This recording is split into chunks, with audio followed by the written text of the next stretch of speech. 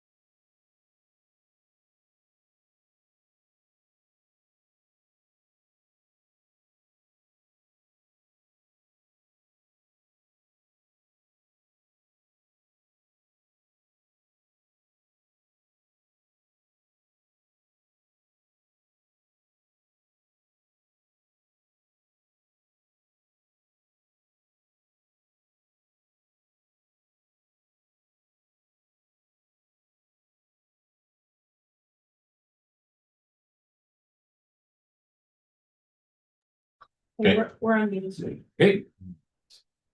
All right, so for the benefit of the public, what has transpired here is that we had called a special meeting of council to convene at the New Dublin Public Works Garage, so that we could get a tour of the facility. That way we would have a firsthand understanding of what we're discussing as we continue to deliberate over how to deal with that facility and the needs of our Public Works Department. We've just come back from there. We've assembled ourselves in the chambers. So we're going to pick up in the agenda right after items for discussion, because we had our questions over there. So the next item on the agenda is public question period. Does our member of the public have any questions about this so far? Not so far. Okay, fair enough. And did we receive anything online? Okay.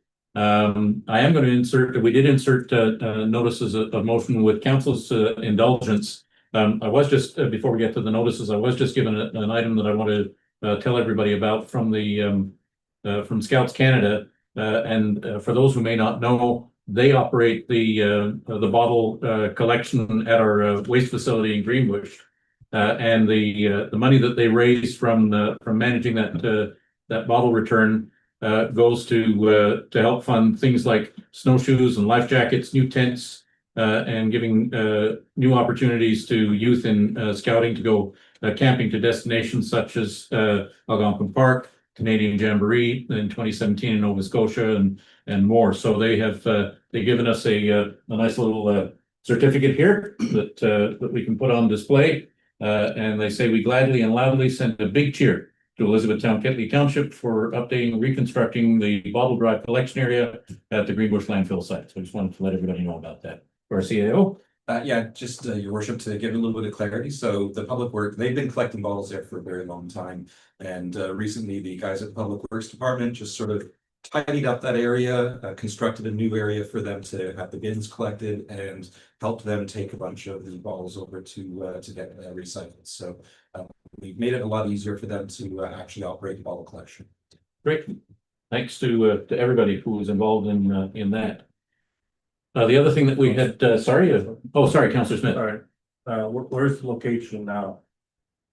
Versus what I had previous one? In the same. It's in the same place, Oh. we just made the structurally more sound, and then we repurposed some recycling bins that we no longer need. Oh, And so that it's easier for them to deposit, bite the bottles for return. Okay. And sort it, and then they dump it away.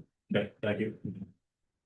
And so the other thing we did was we added a section for notices of motion because I did have a councillor indicate that they wanted to give a notice this evening. Councillor Brayton, I think you want to give a notice ready for our council meeting in a week of a motion to adjust council's remuneration to be equivalent to the average of the region. Is that correct? That's right, yeah. Okay, all right. So we'll consider that that notice was given this evening. And I understand there's a motion prepared that will appear in our agenda ready for our council meeting a week from now. So there's nothing else. We'll move to adjournment, and then I can turn things over to the chair of the committee of the whole meeting. So I need a mover to adjourn tonight's council meeting. Thank you very much, Councillor Brayton. All those in favor? Okay, that carries, and council is adjourned. So over to you, Councillor Downing. Okay. Welcome to the Committee of the Whole for July 7th. I'd like to recognize Mayor Burrow, Councillor Brayton, Councillor Oosterhoff, Councillor Renaud, and Councillor Smith and staff. We have Rob Nolan, Laura Stanzel, Jordan Keeley, Christine Martin, Jeff Sargent, Royal Metcalf, Jason Meyer, and Tracy Gallipol Nolan. Thank you. Okay, so can I get a mover and a seconder to adopt the agenda? Councillor Smith, Mayor Burrow. That the agenda for the Committee of the Whole meeting dated July 7th be adopted. All in favor? It's carried. Is there any disclosures of interest? None? Alrighty, well, we'll go on. We have a delegation. Mr. John Wiley, welcome. If you'd like to come up to the podium, state your name, and we're ready to hear you. Hi, my name's John Wiley. I live at 1215 Elmwood Fulford Crescent. First of all, thank you, Mr. Mayor and council members, for giving me the opportunity to speak to you tonight. What I want to talk about is the recent replacement of the 48-year-old culvert at the end of my property at 1215 Fulford. In 2008, we had our driveway paved. Shortly thereafter, the township came to me and said, we have to replace your culvert. I said, really? You said a driveway paved, is there any other way around? And they said, well, we may be able to repair it. I said, okay, if you can, that would be great. So they did, they repaired it. I wasn't around when they did, so wasn't sure what they did, but they said, okay, it's repaired. So 17 years later, this spring, we decided to have our driveway repaired. So knowing what I knew from 2008, I phoned the township office, the lady, and said, this is what happened in 2008. If that culvert needs to be repaired, really likely to do it before we repave again. So she said, let me check it out. 2 days later, she called back and said, we checked the culvert, it's fine, doesn't need to be repaired. Okay.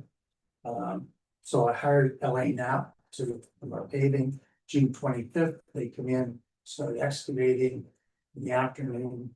They exposed the culvert, and then they came to the road and said, you gotta see this. Culvert isn't it good? So anyway, I went out to look at it, so we said, we can't move forward. I said, well, where do we go from here? Like on township or whatever, and he said, well, we'll get a hold of the office, they have contacts. They'll figure it out. So anyway, next morning. Tyler Mass from LA Knapp showed up in the door and said, that Royal Metcalf had told him the culvert was the homeowner's responsibility and they would not pay to replace it. This is a culvert that's currently 48 years old, it's already in poor condition. 2008, it was deemed that it needed to be replaced, and then 17 years later, it was not deemed to be replaced.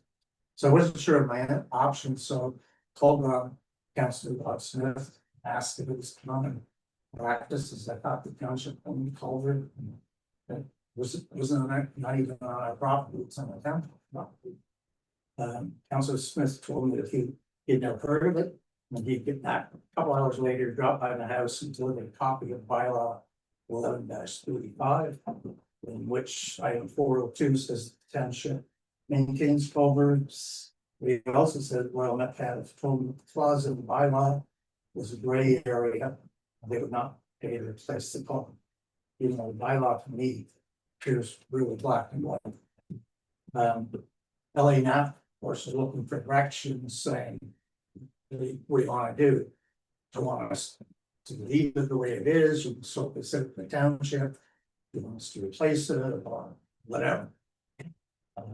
So at that point, we said, no, go ahead and replace the culvert. Send me, go ahead and replace the culvert. I'll try to get compensation from the township later, I guess. Because he said, like, we pull off the job, we're good, and the job, we're really busy, it's gonna be a while before we can go back and the driveways will be torn up. So anyway, I told him, go ahead. So same morning, I called Royal Metcalf and told him that I couldn't accept his decision. This didn't make sense to me at all, but replacing this culvert should be my expense, and I expected the township to reimburse him. He gave me a bunch of reasons for his decisions. Some of them are, we do not budget for culvert replacement, and do not have a method to. Sorry, the township is already over budget, and this would just make it worse. We would have to answer the council for the overages. The township bylaw would need to be changed by council, so there's more definitive other intentions. If the council tells me that the township has to pay for this, I will, but not. They also phoned and talked to Rob Nolan, well, this, and he told me that even though I discussed it, he was in agreement with the decision. Spoken to 3 neighbors that lived right beside us that had the culvert replacement in recent times, in the last couple of years. 1209 Elmer Fulford, 16 Elmer Fulford, 1218 Elmer Fulford, on top of all 3 of them, all was replaced at township expense. So, yeah, I don't want to take up any more of your time, but thank you for your time. Please give this consideration. And I thank you. I prepared a packet of information. And what's in it is my notes from tonight. There's some photos of the culvert when it was exposed. There's a photo of the culvert when it was taken out of the ground, the other side of it. Just copy of the bylaw in here. I highlighted the thing I was looking at. There's also a copy of the invoice that nobody now sent to me. So if anybody has any questions, I'd be happy. Okay, Councillor Brayton? Yeah, is this culvert it's on highway township property?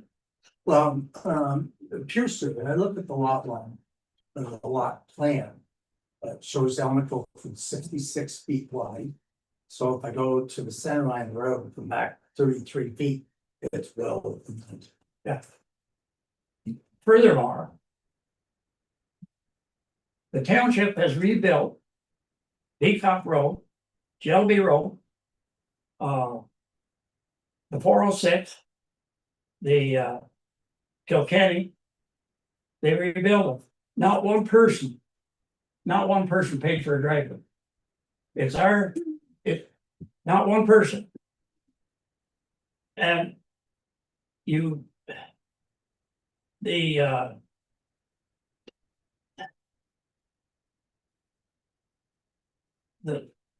township owns that property, and it's up to us to see that the water goes up and down the ditches and whatever. So I recommended that we give you a check for what you paid, and which you shouldn't have paid. No way, shape, or form should you have been charged for that. And I recommend very highly that you get reimbursed. Not today or not tomorrow or the next day, tonight if you can get it. Thank you, Councillor Brayton. Thank you, Mr. Chair. Any other questions around the table here? Mayor Burrow. Thanks, Mr. Chair. I do think this is brought to light that we obviously need to review that policy if we're not setting aside a budget for this type of thing. I think there's more than meets the eye. I don't dispute anything that you said and your particular condition or set of circumstances. I'm just thinking to on the flip side of that, if we do some work on the road and then 4 or 5 years later somebody decides to redo their driveway, it shouldn't be an automatic thing that anytime anybody redoes their driveway, we replace the culvert. So I think we need to dive a little bit deeper into it broadly, but based on the surface. I don't have an issue with the reimbursement. I will stand in defense of staff's initial decision, given the circumstances that were presented. But I don't think there's anything wrong with the process that's going on here where somebody comes and makes the appeal. And if it's council's decision to go over budget because we don't have a budget for this, well, then that's fair enough. But I don't want to just deal with this as an isolated item and not learn from it and still have the same issue happen, 10 weeks from now or 10 months from now. So let's make sure that we also direct staff to bring back a report about the bylaw and fix this issue moving forward. That's my suggestion. One thing I noticed in the bylaw was, it does say at the discretion of the manager of roads, which I think will probably deal with that, with your case, if someone 2 years after it's been replaced, wanted another one because they don't want to do that. It also talks about replacing the culverts when roads are rebuilt. And I think we also have to learn from why did we determine that it didn't need replacement, and then once it was dug up, it was obvious that it did need replacement. So I think there's some things that we can learn from that. Just as I say, on the surface of things, without digging, no pun intended, digging any deeper into the issue. I don't have a problem with the reimbursement. I generally agree with the approach that my colleague has indicated, that the ditches are ours and the water movement is our responsibility. But I think that's too simplistic. I think there's a balance in there. Thanks, Mr. Chair. Could I ask that you, just before we wrap it up, just send that picture around of that culvert that you, Okay, there's the old one? There's 7 packages here. You just have, oh, yeah, one package for everybody? One that, well, 7 of them, I don't. Sure. Beyond some of That's them. what. Oops. Okay. I just want to see what the old culvert looked like that they brought you to, Councillor Brayton. Yeah, thank you. I think the least we could do, Mr. Mayor, I think the least we could do is have a bylaw stating what our intentions are. And right now, as it reads, there's nothing in the bylaw that says that we, that a homeowner, thank you, that a homeowner would has to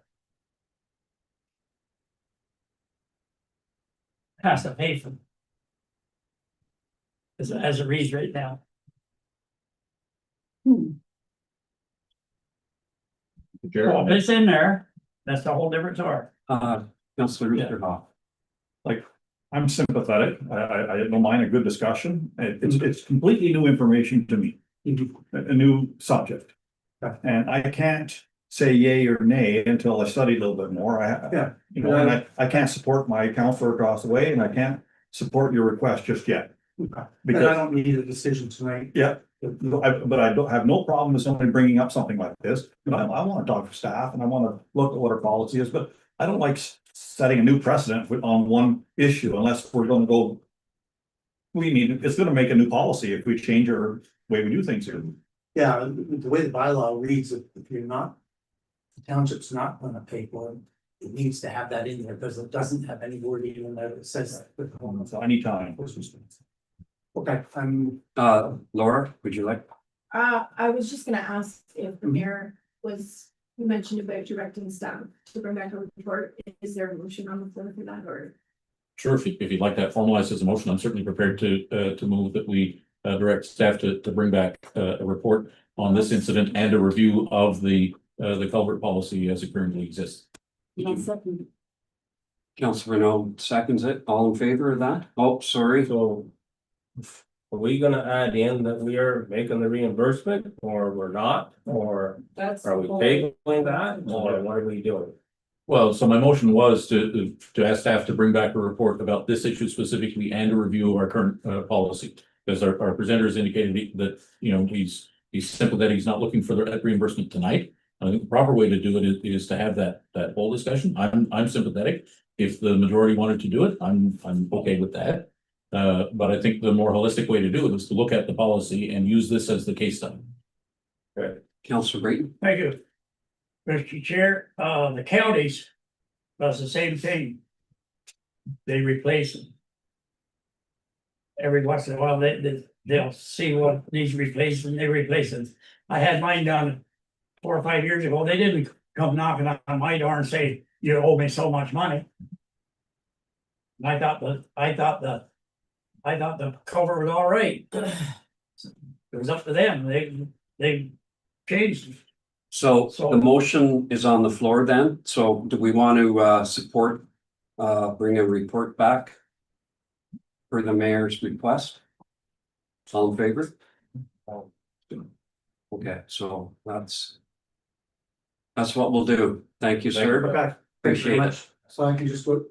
Yep, you can go the front or the back. Or go that back, Yeah, okay. Thank you very much, everybody. Okay, thank you. thanks. I'm giving money away. Pardon? I'm giving money away. The next thing, we don't have us. Oh, he's giving it away himself. Yeah, okay. Yeah, Take it himself. off, He's paying. take it off your pay. Okay, we'll move on to staff reports.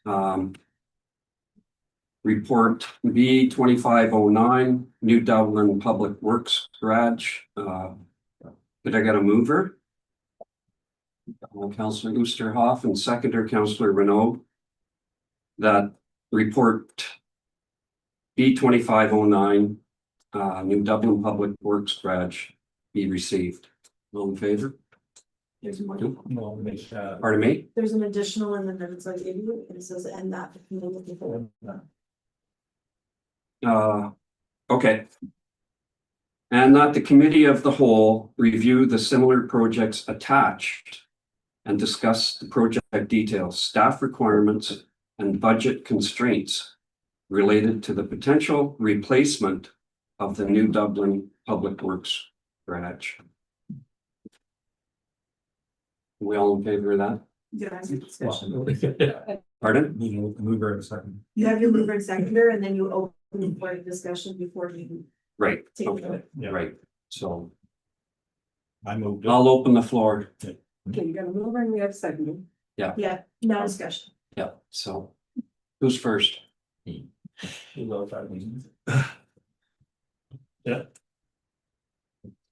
Mayor Burrow. All right, I might as well lead off. Not with too much in specifics. The one thing that I would like us collectively to do is to focus on a common and constructive approach. Because I can see that there's great potential here for more tension than is necessary to develop between painting a picture that staff are asking for more than they need, and they're asking for the Taj Mahal. And you know, when we use terms like that, we have to be aware that we're also telegraphing to the public. And, you know, we as council have an interest in making sure that we're responsible to the taxpayers, and so we should be. But I don't want it to dissolve down into, we only want to spend $1 and we're paying staff like they want to spend 12 million. I think we need to focus on what they need. I think we need to listen at face value to what they need, and then we need to determine what the best way is to get there, whether that's new or refurbishing or what have you. But I hope that we can keep the discussion at that approach. So that's my contribution at the beginning. Thanks. Councillor Mr. Hoff. Thank you. Yeah, I think there's still a bit of groundwork that I need explained. Is this for next year's budget, what we're thinking of? And I think there was an email earlier too, during the week from for Downey that I thought was appropriate, where, you know, what's our, like, if I was running business, what's our cash flow? We would analyze your cash flow, and you can only borrow enough money that you can pay back. You only, so what is our ability next year to have additional debt? That's what I need to know. Like, can we pay back a $3 million loan in 10 years or 20 years? Can we pay back a $9? Like, is that? But if we're stuck at the 3 million, we may be only given a mandate that somehow the project has a $3 million cap. So I need some help there. Mrs. Martin. Through you to Councillor Mr. Hoff and the rest of council. So I suspected and I received a copy of Councillor Downey's email requesting some information on what our loans are. I did present our debt management policy and our annual repayment limit in June to everybody, sort of in conjunction with the borrowing we were doing for the bridges, but it applies here too. Council essentially approved the policy that would allow us. Sorry, let me start again. The province will say we can borrow up to 25% of our revenues. Net revenues. That number currently is 2.1 million for the, the repayment can be up to 2.1 million. Okay, so that means we can borrow $25 million and have a repayment of $2 million a year if we wanted. In the debt management policy, I stated that probably it wasn't a good idea to borrow $25 million and strap ourselves. What if there's an emergency? So we set the limit at 15% of our net revenues, which equates to 1.2 million. So we can have debt repayment of 1.2 million on essentially $15 million worth of debt principal. Yes. We're not there yet. With the bridges and the fire hall and the sand and salt storage shed, they all add up to about 5 million, which is what we've committed to in prior budgets, as well as 2025 for the bridges. So we have approximately $10 million that we could comfortably, and I'm not saying that we should just do it all to debt, because there are things we can do. We can move capital from other spots and apply it so that the debt isn't all debt. But I think we're safe. We can go as high as 10 million and still be safe. How's So whatever we're talking about tonight is not going to be near 10 million, I don't believe. So I believe you can have an open discussion based on. Can I add to that? No. Okay, then, and if we're all in together, that's like, I will agree with you when I walk through the building. Changes need to be done. I want to improve the work conditions of that.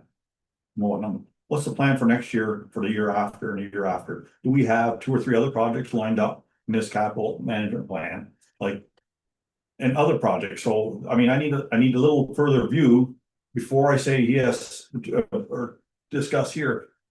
It's good as stepping stone. So is there something? Christine. Through to council, through the chair. Currently I am working on an updated asset management plan. It's required by the province to get our ducks in a row. Our old one in 2022, as all of council knows, was not as refined as we would have liked it to be. I've spent the last few years working on where it still needs work. I still need to break down the buildings a little better than they are, but I will have something to you within the next month. This project, as you're working through deciding, is not going to happen this year. Our budget's set for 2025. This is a 2026 project. So these discussions are very good to have now, so that I know when I'm building the asset management plan that potentially this is what's gonna happen, and I can build it that way, and we can have a look and see how debt fits into that overall on all our assets, because obviously the buildings aren't, there's roads, there's bridges, there's vehicles that we need to spend money, and we need to find a balance, and we need to find a target, and we need to define our levels of service, which is the requirement in this asset management plan. Where do we want to sit? Do we want our assets to be in fair condition or good condition? We can set that and then come up with a game plan to get there. Part of the asset management plan is a 10-year plan. And I'm hoping within the next month I can have something really good in front of you. Thank you. Council Britton. Thank you, Mr. Chair. So we're gonna get a report back of, do we build new or do we not build new? So we got a couple of reports that come back yet before we get into the after and all. Do we not? Well, I believe that this whole discussion is based on, do we allow to bring in that $15,000 to come up with an A or a B plan? I think that we should come up with $15,000 and get for all the reports. If that's all it takes. Well, my point was that, what I was thinking about last night and the day before was that, the 2022 asset management plan, you know, I don't think we were anywhere in the territory of, you know, not even 3 million, but in order to go out and discuss with an engineer or a designer, just like when you're going to build a house, you have a base amount of money that you're going to deal with, and you go to the builder and you say, I have $1.5 million and this is what I want to achieve. Can you give me something close to that? And so that amount of money is like you said, it's probably acceptable, but we don't know what else is coming down the road. Like, how many roads are going to be needed borrowing to fix, how many structures, bridges, whatever, equipment. There's a lot that plays into it. So if we give the $15,000 and then they go out and they come back with a $6 million building, then I think what happened in the last 25 years, which is too much, and then nothing gets done over there. And I'd like to see something get done. After all this time, it needs to be fixed up or replaced. Yeah. It's time, it's gotta be done. But we need to decide, I think, on an amount that is acceptable and it falls within our budgeting. So that's what my request was. Well, I think that we should know how much it's gonna cost so we can make up our mind what we want. Well, I agree within a certain amount, but if what they come back with is a 15,000 square foot building that's $6 or $7 million, what do you do then? You either take it or you deny it. And then if you deny it, then we're back to where we are right now. Nothing gets done. If you don't deny the building new, the alternate would be fix it. Wouldn't it? Like you're saying build a house. When you build a house, you got one mind. You know what you're doing. But when you get 7 sitting around the table, so now altogether different ballgame. That's for darn sure. Yep. Mayor Burrow. Yeah, so thanks, Mr. Chair. So I fully respect your approach and I largely agree with it. And so I took that ball and I ran with it. I ran some different scenarios based on our annual repayment limit as best I could, taking a look into the future. It's some of the other reports that we've had from Public Works around the 10-year projection of our fleet, of our bridges and that type of thing. And I personally picked an arbitrary limit that would be the max I would be comfortable with. That doesn't have to be everybody's.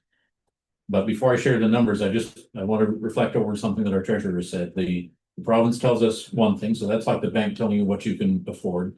But oftentimes, you know, if I go into a bank to qualify for a mortgage, they're going to tell me that I can go buy a house that I would never be comfortable paying for.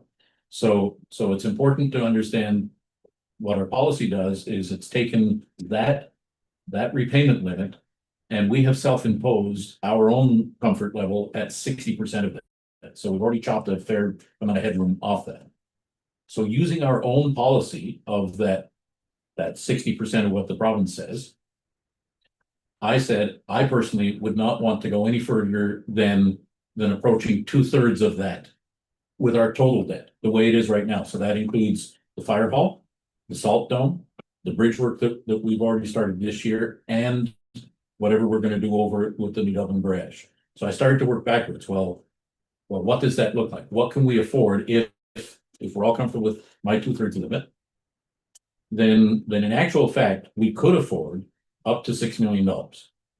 5 million looks a little different. 4 million looks a little different. I can tell you for those various scenarios what the impact for the tax rate would be for 4 million, 5 million, and 6 million.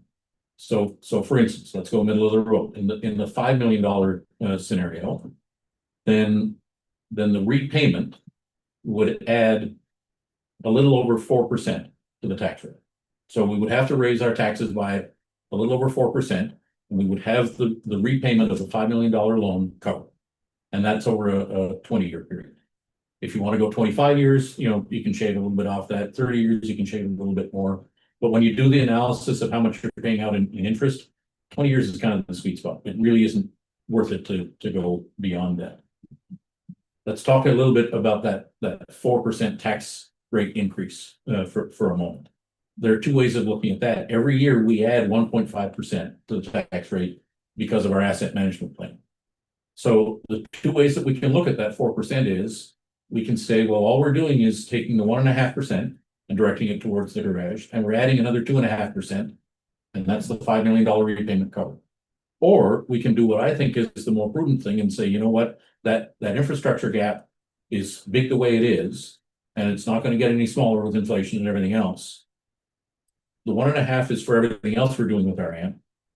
The 4% is to deal with the Dublin garage. So that gives a little bit of perspective as the discussion continues. If I can provide more information on specifics, fair enough, but there you have it. You know, a $5 million project, be that a refurbishment or new, that would only take us up to 2/3 of our own policy, and it would still leave us with a little bit more than $5 million room to apply to future things like bridges over the next 3 or 4 years. And we're going to get close to a point where some of the early debt that we took on is going to come offline. So as of next year, we're only going to have 10 payments left on the salt dome. So the payments that we're making on that can come back into the system and do other things. That's the staggered debt or the structured debt approach. So there's a little bit more of a painted picture for you. You might not agree with the numbers, but at least, you know, we can talk about an approach once we understand our policy and our thresholds, and then we just talk about our own tolerance. That's all. Okay, thank you. Councillor Renault and Councillor Green. I get your ideas of wanting to set a limit, but if you tell a contractor, I got X to build something, you're damn sure that that's the price of the building right there. What you got, might be higher, but he's gonna get to that point. If you don't tell him how much money you have. No more, you might get a truer picture, but if you say, I got $1 million to build this. It's definitely gonna come to $1 million, whether it does or it doesn't. It will probably be more than that, but it'll definitely be that number. If Okay, you tell well, them the number, that's the number you're gonna get plus more. to respond to that, I think originally they were gonna go to a designer. Not straight to a contractor. They did go to a contractor to Full Speed and got kind of a. And I ballpark, and that's based on about $225 a square foot or something like that, but. Yeah, you're right, that probably would happen if you went to a contractor, but I believe they were discussing to go to some sort of a architect or a designer. And so that's who I was considering as far as budget numbers. Councillor Brayton? You know, Mr. Mayor, that 5%, if you had just said 1%, that would have been out more my alley. Thank you. Councillor Smith? Thank you, Chair. Well, I'll start off by saying we're not the only municipality that deals with public works garages that deteriorate over years of service. We're not the only municipality that looks at budget. Public works garages cost money. And when you don't put money into it to maintain what you have today, now we're in a situation to say, what do we do? Are we putting lipstick on a pig, as they say, or you build a brand new building? You're just inside that building. In my honest opinion, that building is only good for a storage unit. And I do believe that it's time that we provide a facility for our staff, for the equipment that we buy. We're buying trucks that are $400,000, and we got to start looking after our assets. You were given an estimated cost from this full speed builders, and if you recall, I made a comment at the last meeting we discussed this. It said $6 million. I don't think I was too far off. The mayor has given us the figure of $5 to $6 million. If you look at the things that are not included in the full speed building estimate, we're probably looking at $5 million. And so I personally think that you got to start biting the bullet. We are not complying with some regulations presently. And so I think it's, I hope my colleagues can really see the benefit of building a new building. We have the property, they're already there. But I say that the present location, the present facility you have presently, to sit there and gut that and renovate that and build onto it, to me is good money in the bad. I think it's only worthy for a storage unit facility only. So that's my take. Thank you very much. Mayor Burrow. Thank you, Mr. Chair. Through you, I do have a question to staff, and it's sort of a continuation of our site tour. If so the building, some of the discussion that took place over there and the markings that you put on the ground and so on, that was for putting all of the equipment in the new building, I believe. So and would I be right in thinking that there would be some savings and it would be a practical consideration as an option to downsize the 15,000 square feet into what you need for new operations and so on, so you have a safe working space, and that you wouldn't necessarily need 15,000 square feet if we reuse the old building for just storage of equipment and so on, better than what we have, so we're not storing equipment in a salt dome, rusting and that type of thing. Is it fair to expect that you could downsize the building and still achieve a reasonable compromise and demonstrate some prudence to the taxpayer as well by reusing the building for storage? So on that note, with Ms. Martin had brought it up, in what condition do you want that building to be in? if we save it as a storage building, do you want it replatted? Do you want it to be in a better shape that we can actually provide maintenance on it? How much effort are we gonna put in? Would you like to put into that being a storage building? Is it a new envelope on it? Do we want to? The sky's the limit of what you want to provide service in that building. If it's the bare minimum, say clad the outside and put a steel deck on it. That's the bare minimum, then we can contain it. And we're not heating it anymore, it would be strictly cold storage. That would, we would have to demolish the utilities out of it.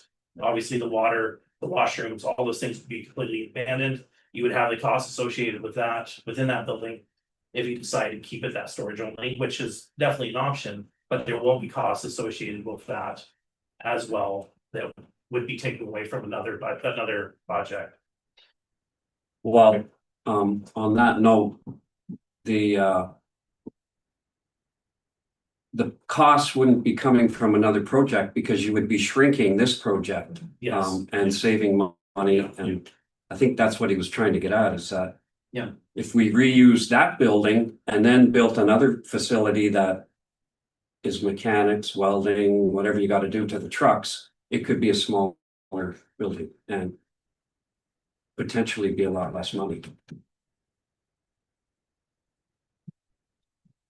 Mr. Nolan. Thank you, Chair. I'm just wondering if the Public Works team could talk to what vehicles they would put in a cold storage building, just so we know that there is still something that we could use that for. Yeah, so most of the equipment that's sitting in the front now, we couldn't go with it. We're not, if we don't use the graders and them, we could store them in there. The water tanks, roll off boxes that were in the side yard.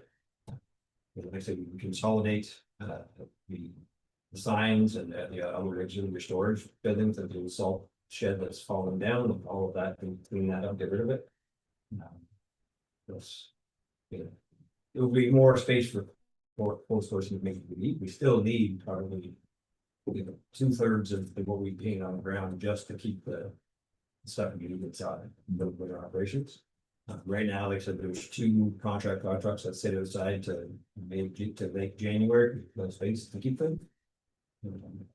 It's to. On that, why would it have to be cold storage? So if we already have brand new tube heaters in there, could we not leave some heat going in that building?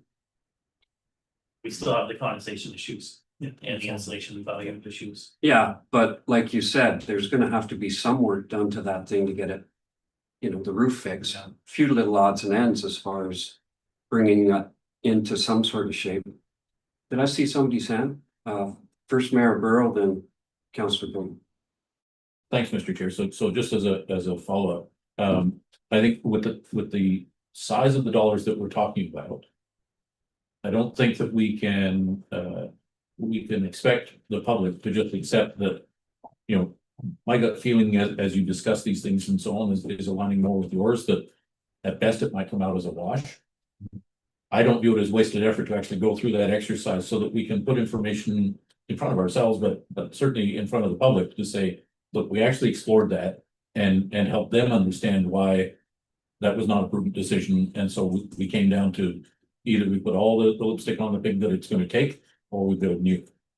So I wouldn't mind seeing, you know, at least some effort put into that consideration so that we know ultimately why we didn't choose that option. But I even if you say no at the end of something, it doesn't mean that going through that exercise doesn't have value. And in this case, if we're talking millions of dollars, I think making sure that we explored all the options has value. Yes. Mr. I get that you basically summarized the motion or the request for this report is to spend the $15,000 to have the engineer do a full fit up or measure up of what's there and what we need, and an option for a new build, correct? That's exactly what we're asking for $15,000. So if you guys want to vote on that and prove it, we'll save us a lot of stuff. But I guess the difference is, what does that new build look like? Does it incorporate an existing building so that you can shrink the new footprint? or not. And that's the missing piece right now, is that we have nothing to justify why we're only looking at two options. I think there needs to be a third. Councillor Brayton. Yeah, thank you. And then that's what I was gonna bring up there, I'm not against a new building. It might seem I am, but I'm thinking about the public, the taxpayers, that I don't wanna. I wanna have all bases covered. If they say, ask me a question, I wanna be able to answer. We have got, at the end of the day, we have got to talk to our ratepayers. Why we did this, why we did that, why we spent so much money. And anybody I know, they're not billionaires or nothing, and I'm quite sure there's not too many of them living in our municipality. But if I cover all my windows, I can tell them honestly what I think, and I cannot and will not get into a works garage for $5 million, because you can build a Taj Mahal for that. So, go ahead, Mr. Nolan. Thank you, and just want some clarification about what are the three options that you would be looking for us to investigate? Is it renovate the existing? A new building, and then a potential new building with a renovated building for cold storage? I think that's what the gist of the conversation is. More leaning towards possibly the existing building being brought up to the quality that would be required to use it as a storage facility and shrink the 15,000 square foot. Because that storage component won't be needed. Yes, sir. Just through you, Mr. Chair. So just do staff believe that we can get those three options covered with $15,000? Mr. Chair, to you, to council and CEO. So the 15,000 was for option one, was fix the old building and add a coverall, and this second option was a 12-bay new. So we can add in a third option to have them review it with a 7-bay new and fix up the old as well. So it would add more money to it. So if you figure it's $15,000 to do the two options, you basically add another $7,500, and that, so you'll be 22,500 to have them complete all three. And who exactly are you going to? We would get prices on it. We would have quotes, 3 quotes for it. That was one designer engineer that quoted us the 2 options. First of them. But you just said that can you say what you understand the 3 options to be again? Option one, fix the old and add a new coverall for cold storage. Option two is a new 7-bay with fixing up and sealing up the old building and utilizing it. And option 3 is the full 12-bay new facility. Is that what everybody understands? I do. Mr. Nolan. Thank you, Chair. Sorry for staff dominating this conversation. I just want to make sure that we're clear about what options we're exploring. Does council believe that renovating that existing building is a viable option? Because if you don't, then why are we investigating? Well, just drop it off and say what we're looking at is a new building, and we're a new building with the existing being renovated for close. Councillor Smith. I think Bear Burrow and I are gonna tag team on this one. I think the bottom line is, Bear Burrow stated, we're trying to indicate to the public, let's cover all our bases. So by doing this, we're covering all bases. If we don't do that, we're just saying we're gonna build new, or we're just gonna renovate a little bit and build 7-bay or whatever it is. This way, it's giving everyone the option. I think you know where I go. It doesn't matter. Then we can make a decision. Then we can make a decision. Is that correct, Mayor Burrow? Yep, so I'll only pick up where you left off, so tag teaming indeed, and I know what will be going through some people's minds, you know, out in public, maybe even around the horseshoe here. Fair enough, so that's the direction we give. Of course, we know that the price tag for the renovation is gonna come back, you know, really high, so that makes it easy to justify building new because that's what's that on it. We might as well get the elephant out of the room and address it. I believe that our staff has more integrity than that. And I think that we'll be able to sniff that out, that if an engineer takes that road on behalf of staff without that direction from staff, we'll be able to sniff that out. So I have confidence that that is the right approach. I think it's the only approach to be able to defend to the taxpayers, because this is not a $50,000 decision. This is a several $1,000,000 decision, be it 2, be it 5, whatever it is. This is going to be an expensive thing. And if we continue doing what we've done in the past, the 2032 amp is gonna have a gap this size, and so we've gotta stop doing what we've done in the past and start doing things based on what we now know. And I'll leave it with that. Councilor Green. Thank you, Mr. Mayor, you started that off right, if we build a new building. And we look after, like we looked after this building. What are we gonna have in 20 years? We're looking forward now. I won't be lying. Well, I'm looking forward to, but in 20 years, what will we have if we don't look after our buildings? I don't just. Mr. Nolan. Thank you, Chair.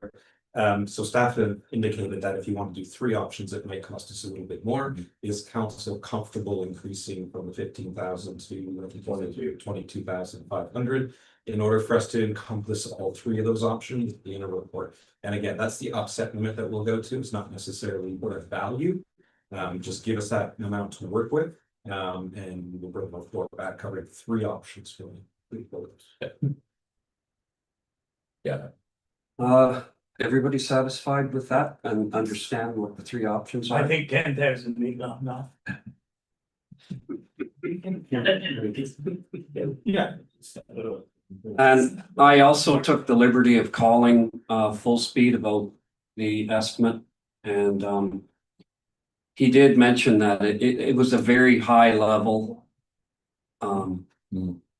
budget, so there's some fluff in there that can be used.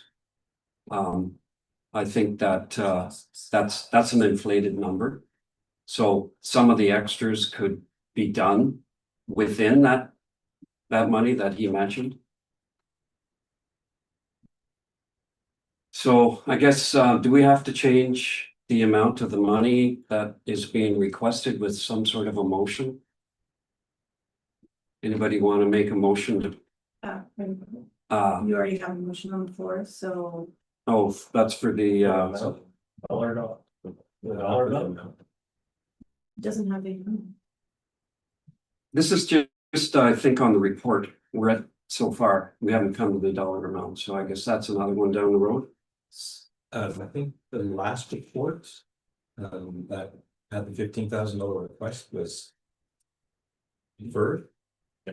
So that will come back, and it's at that point when that comes back that you can probably amend that recommendation or make a new recommendation. That'll be at the council meeting. That'll be okay.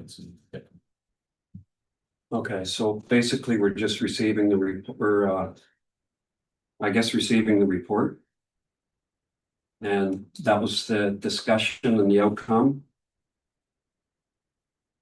So I'll just review it. The committee of the whole reviewed the similar projects attached and discussed the project details, staff requirements, budget constraints related to the potential replacement of the new Dublin Public Works Garage. So is that motion carried? Or that report accepted? All in favor? Covered all the bases in there. And so I don't have to mention the 22,000.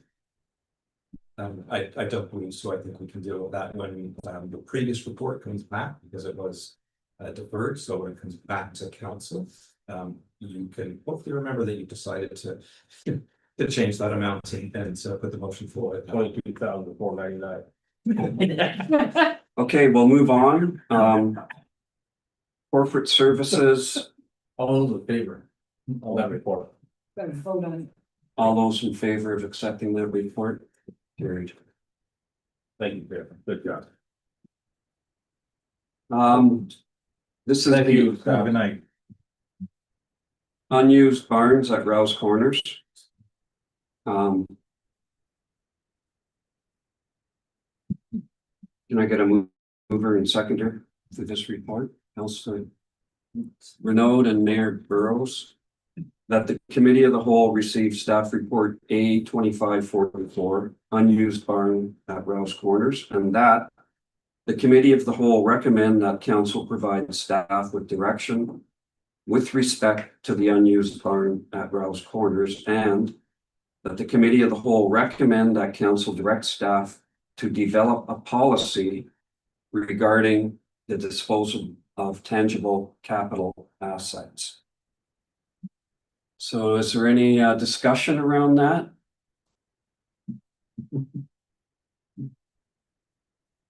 Mayor, Councillor Smith. Thank you, Chair. So also in your package in that options to consider. We had Mrs. Paul here months ago requesting the use of the old barns. I don't disagree that we need a policy with regards to this, but I think I've been down there recently. As we know, barns aren't being used. And I don't have an issue with option one you considered with this recommendation with the liability waiver from the owner. So you would be in favor of option one? Yes. Mayor Burrow. Thank you, Mr. Chair. The only thing I'll add to that, I too am just fine with option one. The only comment that Campus Habitations had was they had a similar situation apparently with one of their other properties in Quebec.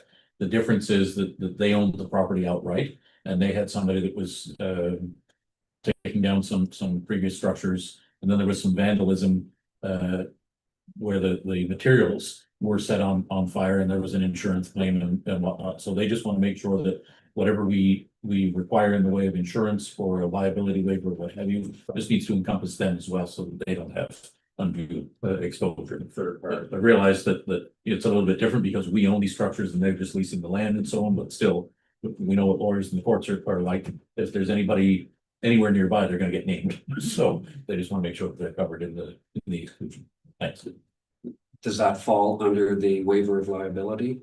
Yeah, presumably so long as that waiver names us as being absolved and also names Campus Habitations as being absolved, that would satisfy. Okay, any other discussion? Councillor Renaud. How are we covered in the fact that this report says someone had come forward before and asked? So that we're not putting it out there, we're just taking the first person that came, maybe the second person that came along and asked about the building. Just, I have no problem with option one, I just want to make sure we're not in trouble. Okay. Anybody else want to weigh in on the options? Well, yeah, I sort of similar to Councilor Renaud, here we are asking staff to provide us a direction with respect to the unused barn, and we're, I mean, the document here is asking us to make a recommendation, accept one of the recommendations, but that goes right against staff's got no direction to give us if we were to decide to give it away. I mean, I think option two is the one that we're supposed to be looking at. But I mean, that's gonna come with the recommendations. I don't know what we're looking at those options for, but we're looking, the very beginning of what you said, we're asking staff to give us recommendations. So I don't know why we're going further down and making a decision. Well, they gave us some options. Yeah. You want to weigh in, Thank you, Mr. Nolan? And I guess that's why why staff were mute on this particular issue is, council have an asset here. We've had somebody who's approached you who said that they're interested in it. But we haven't really followed a sort of open process to say, hey, this is our asset and we want to dispose of it. Is anybody interested? And so it's your asset, your decision. If you want to allow Ms. Hall to take the barns, that's fine. If you want to have a more open public process, staff can do that as well. I guess the third recommendation in the report is to develop the policy on this, because although we have several asset policies that tell how we manage them financially, it doesn't really say what happens when it comes to the end of its useful life and we no longer want to use it. What do we do with it then? So we think that we need an additional policy so that we're clear about this in the future when these kind of issues come up.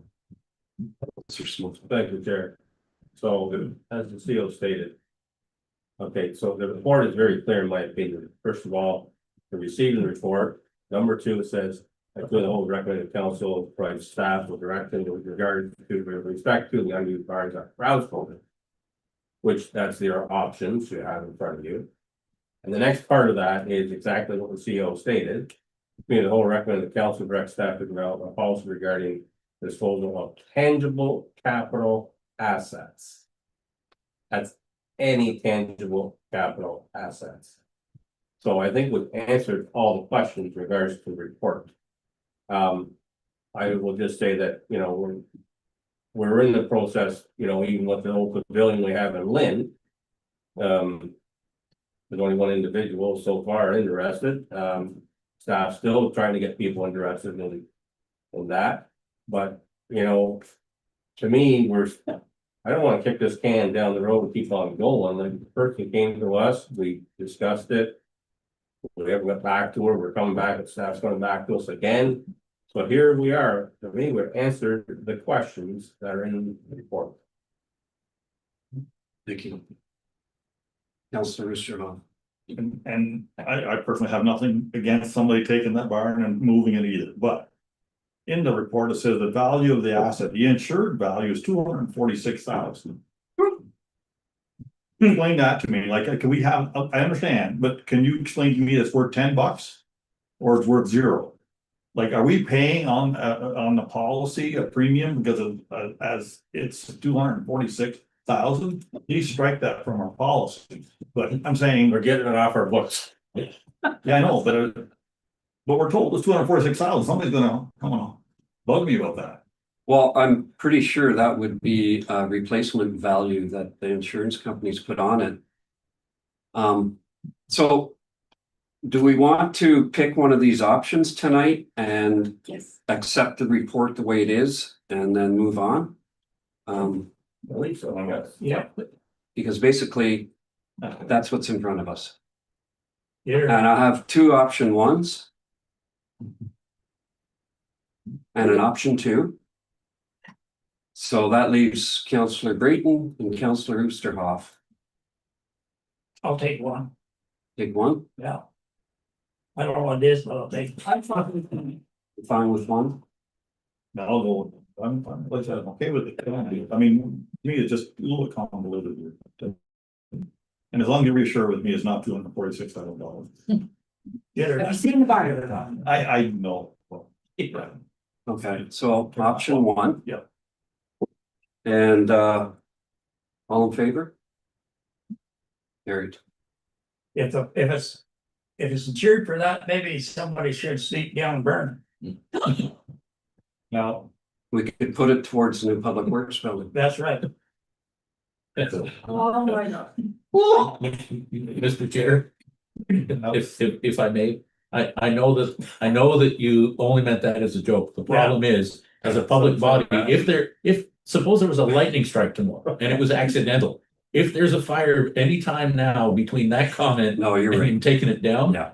you know, Oh, my God. it's okay to have a joke, but we've got to be careful. That's all. Okay, don't put it in the box. Okay. All right, Oh, God. so let's move on then. That makes sense.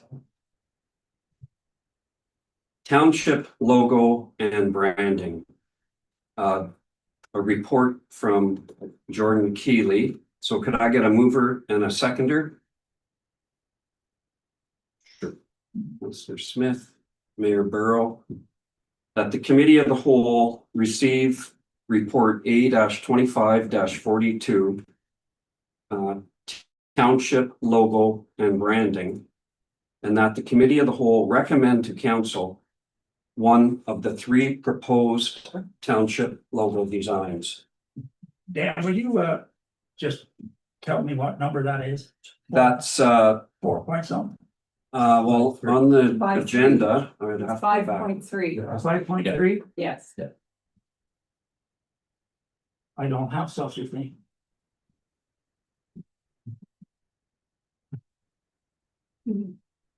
Oh, you're not in. Right. Might have.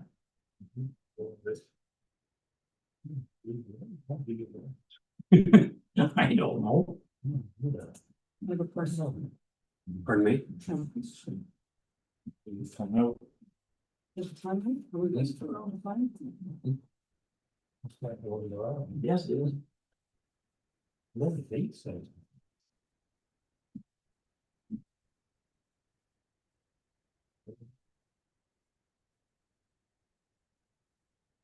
Would be. Well, I'll carry on with Councillor Renaud's question while they're looking for that. June 7th. Sorry, perhaps before we get to questions, maybe Jordan could actually. Okay. Present the Sure. designs that she's come up with, because Yeah. I think it will be helpful to have an explanation. Okay, we better wait for these folks then. Same thing. Yeah. BBC. Start the council ready. I can tell you. We had a whole meeting Monday, July the 7th, and the agenda is not correct. Someone knows the reason. Is that the one that we opened up the home one? Well, this is, They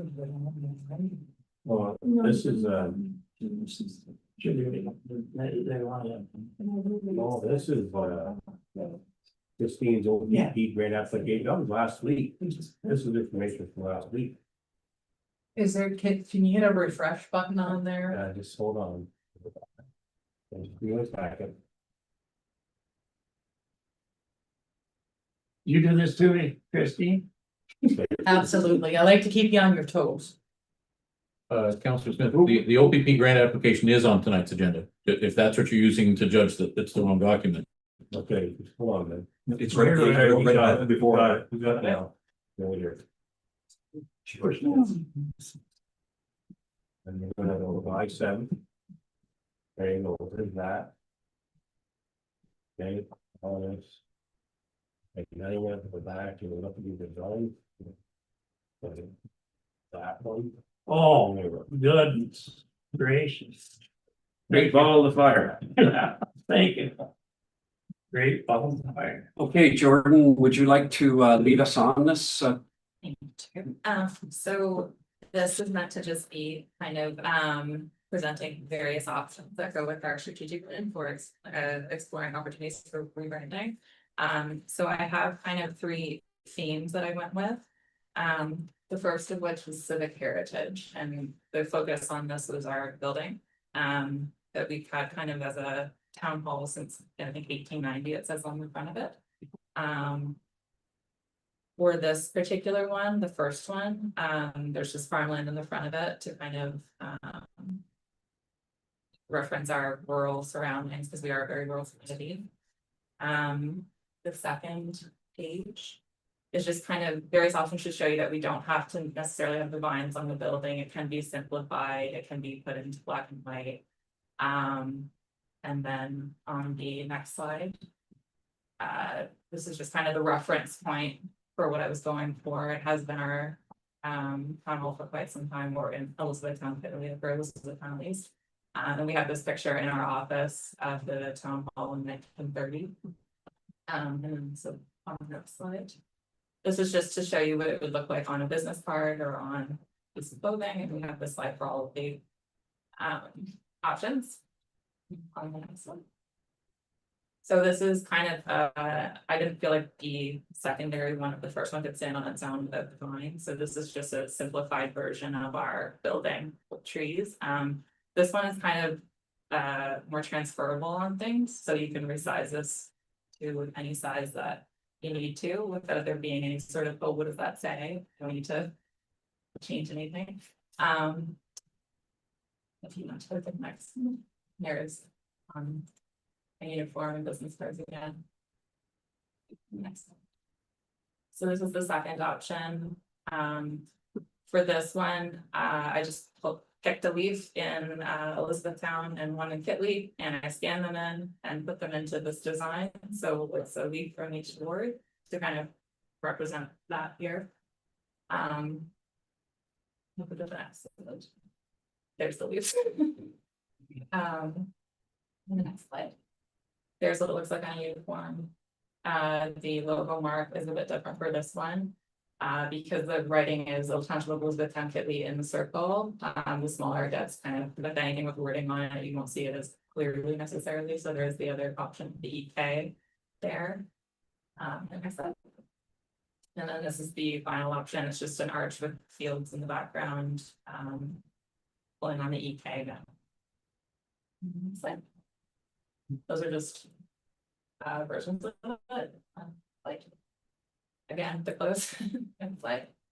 And then these are the kind of branding elements that go with it. So these are colors that I've been kind of implementing into our social media posts and our website design. Next page. And then this is the branding font usage that we've been going with. So the Minito font is what we use on our website, and Roca one is what we use on our social media. So kind of to be an entire package. Pretty, thank you very much.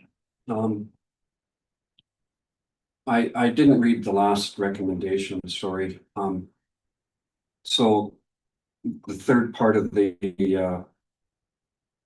of what we have to vote on is that the committee of the whole recommend that council adopt the associated updated branding guidelines, which will establish a unified visual identity for the township across all platforms and communications. So I'll open the floor. Any discussion on that?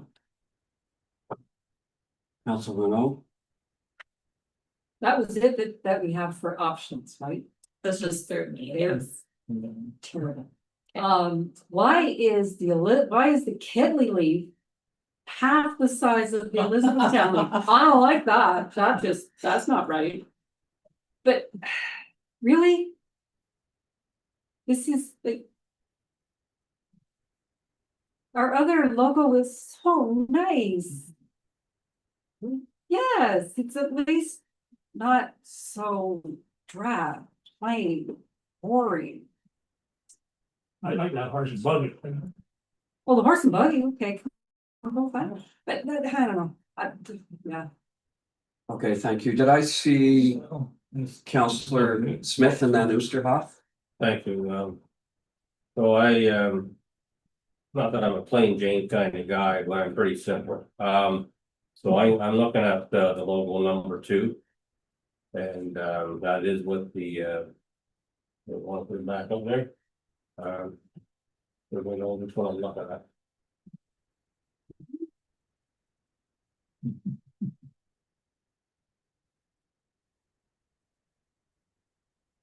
There you go. Yeah. So to me, it's no, it's not as flashy as what we have today. And you know, I don't disagree with Councilor Renault's comment about what we have presently. The logo we have, the maple leaf and everything, it represented a lot of things within the township. This one here to me is pretty clean. It's not busy, and it's pretty straightforward in my opinion. Very simply, you know. And I like the color aspect of it. And I'm not a cartoon character, so I don't like EK. We're not EK. We're a Township of Elizabethtown-Kitley. So I want to make sure that's very clear out there. So that's why I like that logo. Thank you. Councillor Oosterhoff?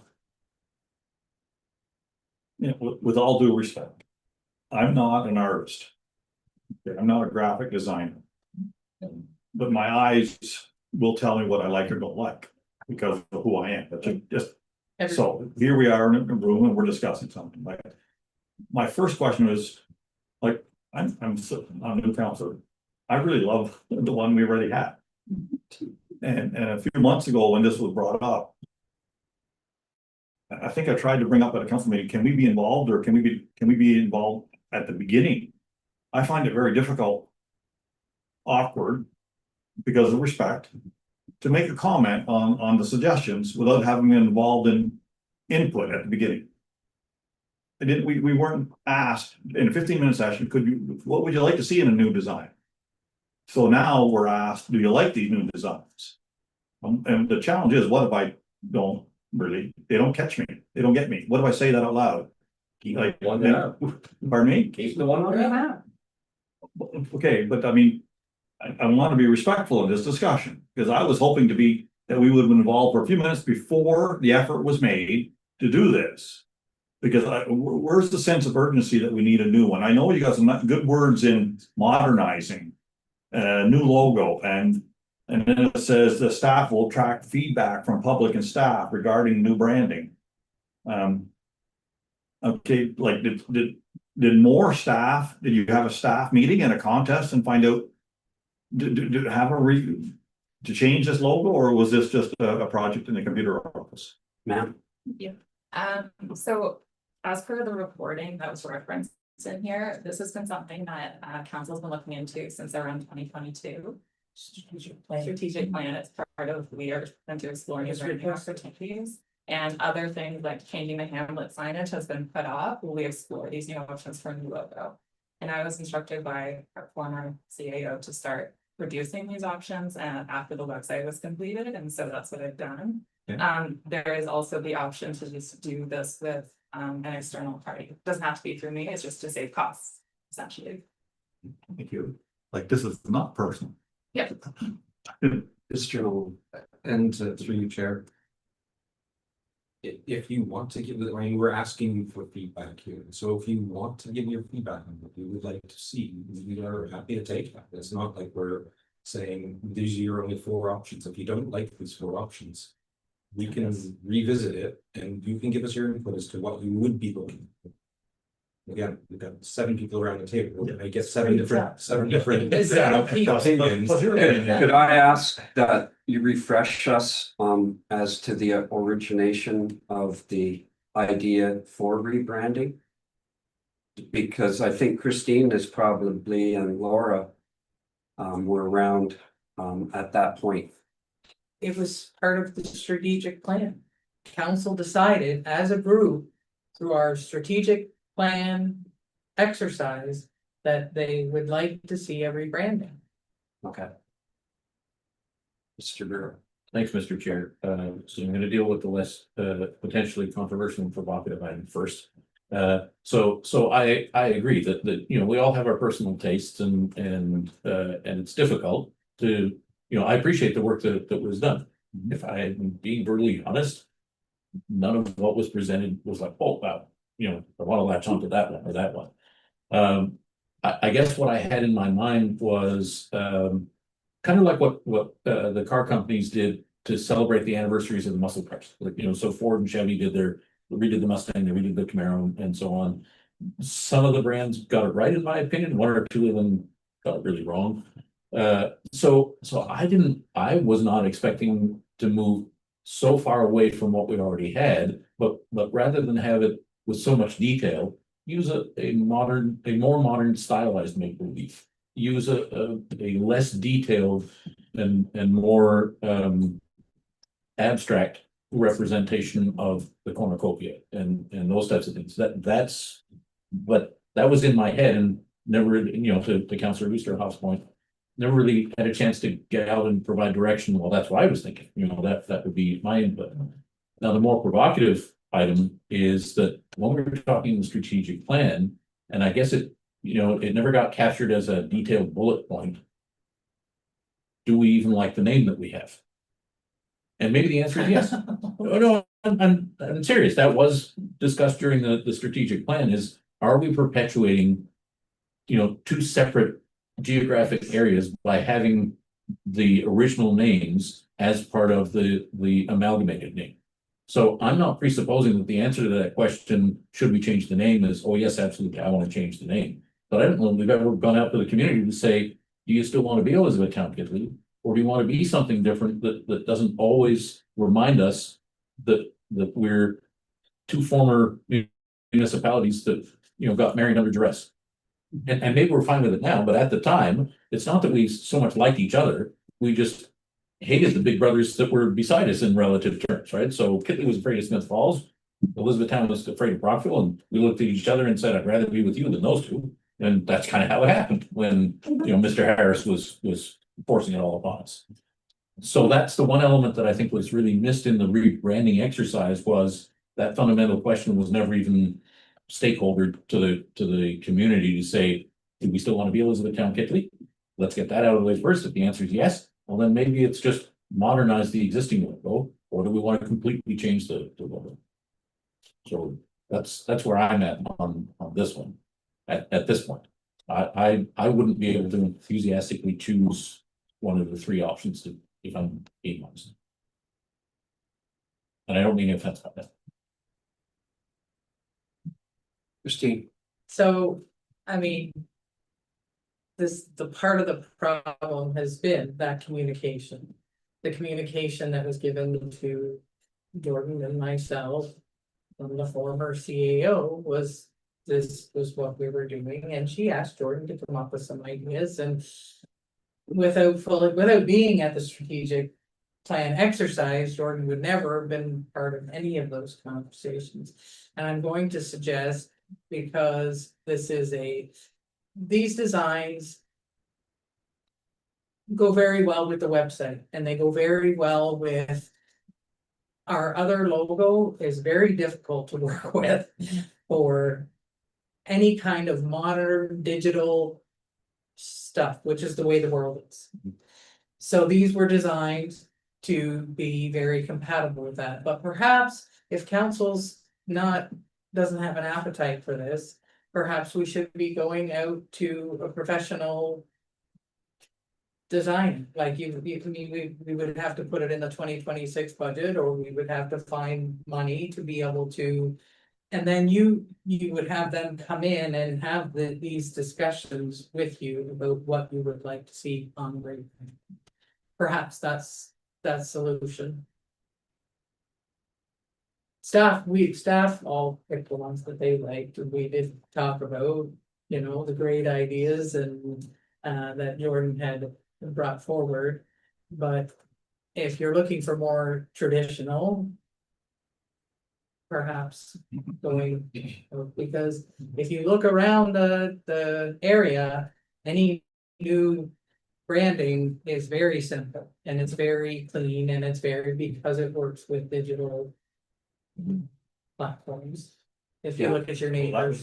I like the logo 3, but go ahead, Mr. Nolan. Thank you, Chair. I think all of that, the finance director's comments stay with it, where I was gonna add something to it, but I think they're exactly right to it. What you need to make a decision on. Well, we need to make a decision. We're being asked to make a decision on one of the options, 1, 2, 3, or 4. That's what I believe. Or not. Or not. Or if you like them, then perhaps you. So, do we have any more discussion around this? Because it seems to be at a bit of a loggerhead. Should we go ahead? Thank you. Appreciate the discussion. You said some of our neighboring counties have something that New rebrandings. rebranding. I haven't went out and looked at them. I mean, if they were listed beside it here for comparing them, I might be a little more comfortable if we're moving in that direction. You say fit for computers and for things like that's not something I would think of. Okay, so that gives me a little more relaxed view of trying to accept what's here.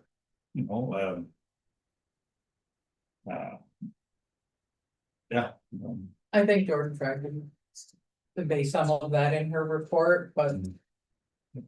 I mean, 1 or 3, 3 feel free. Councilor. Yeah, both of them are talking about 3. Well, 3 makes it look like we changed our name to EK. Just saying. I like it. And I'm a farmer. Oh, I don't mind the letters EK because Elizabethtown-Kitley is a long thing to write. But I'm a farmer and I had absolutely no idea what those green rolling whatevers they are. They are not a Just- farm to me. It's That pure- is not even, Okay, it's not Cumberland County, but I mean, it's hills. But but it's yeah. field, those are fields. I mean, the one with pretty flowers behind it, that's kind of nice, but it still makes it look like we changed our name to EK. If it had Elizabethtown written where the E is and Kitley written where the K is, maybe, but still. There is a version of that in number 3. Yeah. Well, at the bottom, Yeah, yeah, but it still looks like you changed your name to EK when EK is what is prominent. And another suggestion was to possibly simplify the existing, which I'm not sure how much simpler you could get it before it suits what you're talking about. But go ahead, Mr. Nolan. The existing one, I've been looking at it, we've been talking, is very busy. It's got a lot of elements in it, and that's gonna be hard to simplify something with all those kind of elements in it. That's the intent of simplifying, is taking out some of those elements to make it look better, cleaner. So I don't know how easy it would be simplifying the existing. But aren't we a very busy township? Yeah, well, in number 3 at the bottom right, that was pretty simplified. Maple leaves with the EK. Mhm. And which one did you like, Councillor Smith? Number 2. Number 2? So if you look at your secondary logo, Which you it's very clean, it's not busy, states what we are. It's basically what we have right now is our signage, with removing the logo we have today and putting the 2 leaves. I just think it's clean and simple, so.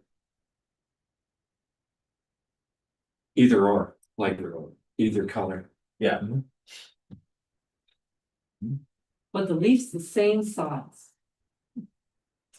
Have you been able to open it up, Councillor Brady? Yeah, he's got it. You got it. What do you think? Well, I just kind of sitting here, debating. I think you've pretty near talked about everything you can. We mushed it over pretty good. As long as it says Elizabethtown-Kitley on it, I really don't care.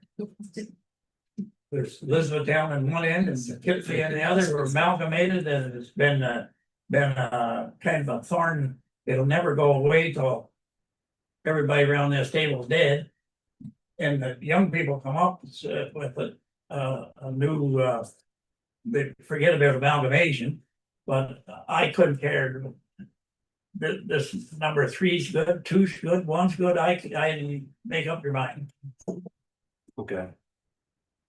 Councillor, or sorry, Mayor Brown. But that's okay. Thanks, Mr. Chair. It's interesting. I purposely did not talk about the difference in size of the 2 leaves, but that struck me right away as I was reading the report over the weekend. I thought, oh my goodness, somebody is going to be offended.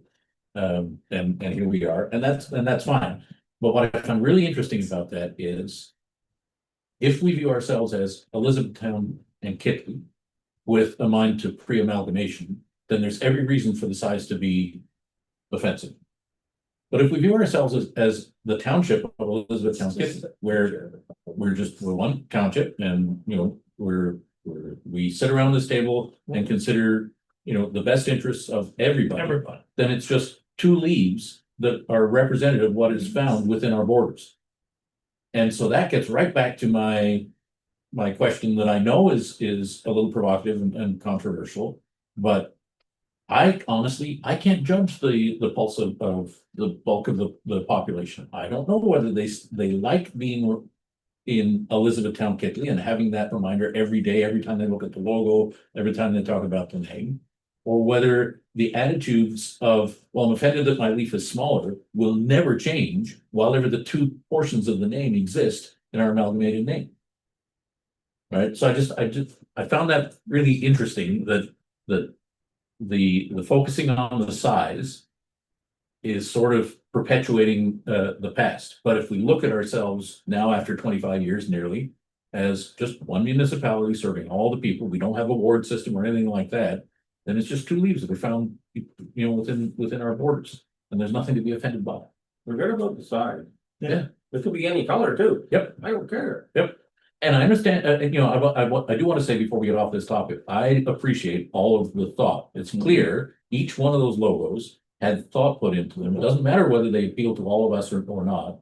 Staff put some time in, and this was not just arbitrary. So I applaud that. I want to recognize that 100%. I think that's important to get on. Do we want to pick 2 out of the 4 and bring it back? With some, give us some time to maybe mull it over, or just pick one tonight? Cause I got a 2. And possibly a 2. No, 3. 3. Yeah. You said 3, I want 3. I'm 3. We can't go public with this. You are So we are public. Yeah. I mean, Suggesting. And are you saying, Mayor Burrow, that If you force me to pick one tonight, I'm gonna pick number 2. number 2? I don't see the urgency in picking one tonight, to tell you the truth. I think the discussion has been fruitful, and I don't think there will be anything wrong. There's no shame in saying, let's get some quotes, some estimates. I don't think it would cost us a lot to get somebody who does this every day to take our input. And I think we might be very surprised with what we see, and we may be able to generate consensus a lot faster with the help of a graphic artist who specializes in logos and themes. Staff was just trying to save money. Yeah, no, I appreciate that. Mr. And thank you, Chair. I agree. I think it was hard to get a consensus around the table here. So I think we bring in somebody who has experience in doing this.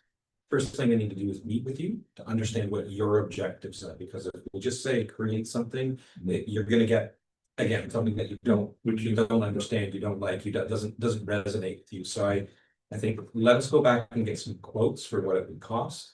And if we decide to go forward with that, then they come in and speak to you, get your vision of what you want this logo to look like, and then we can go forward from there.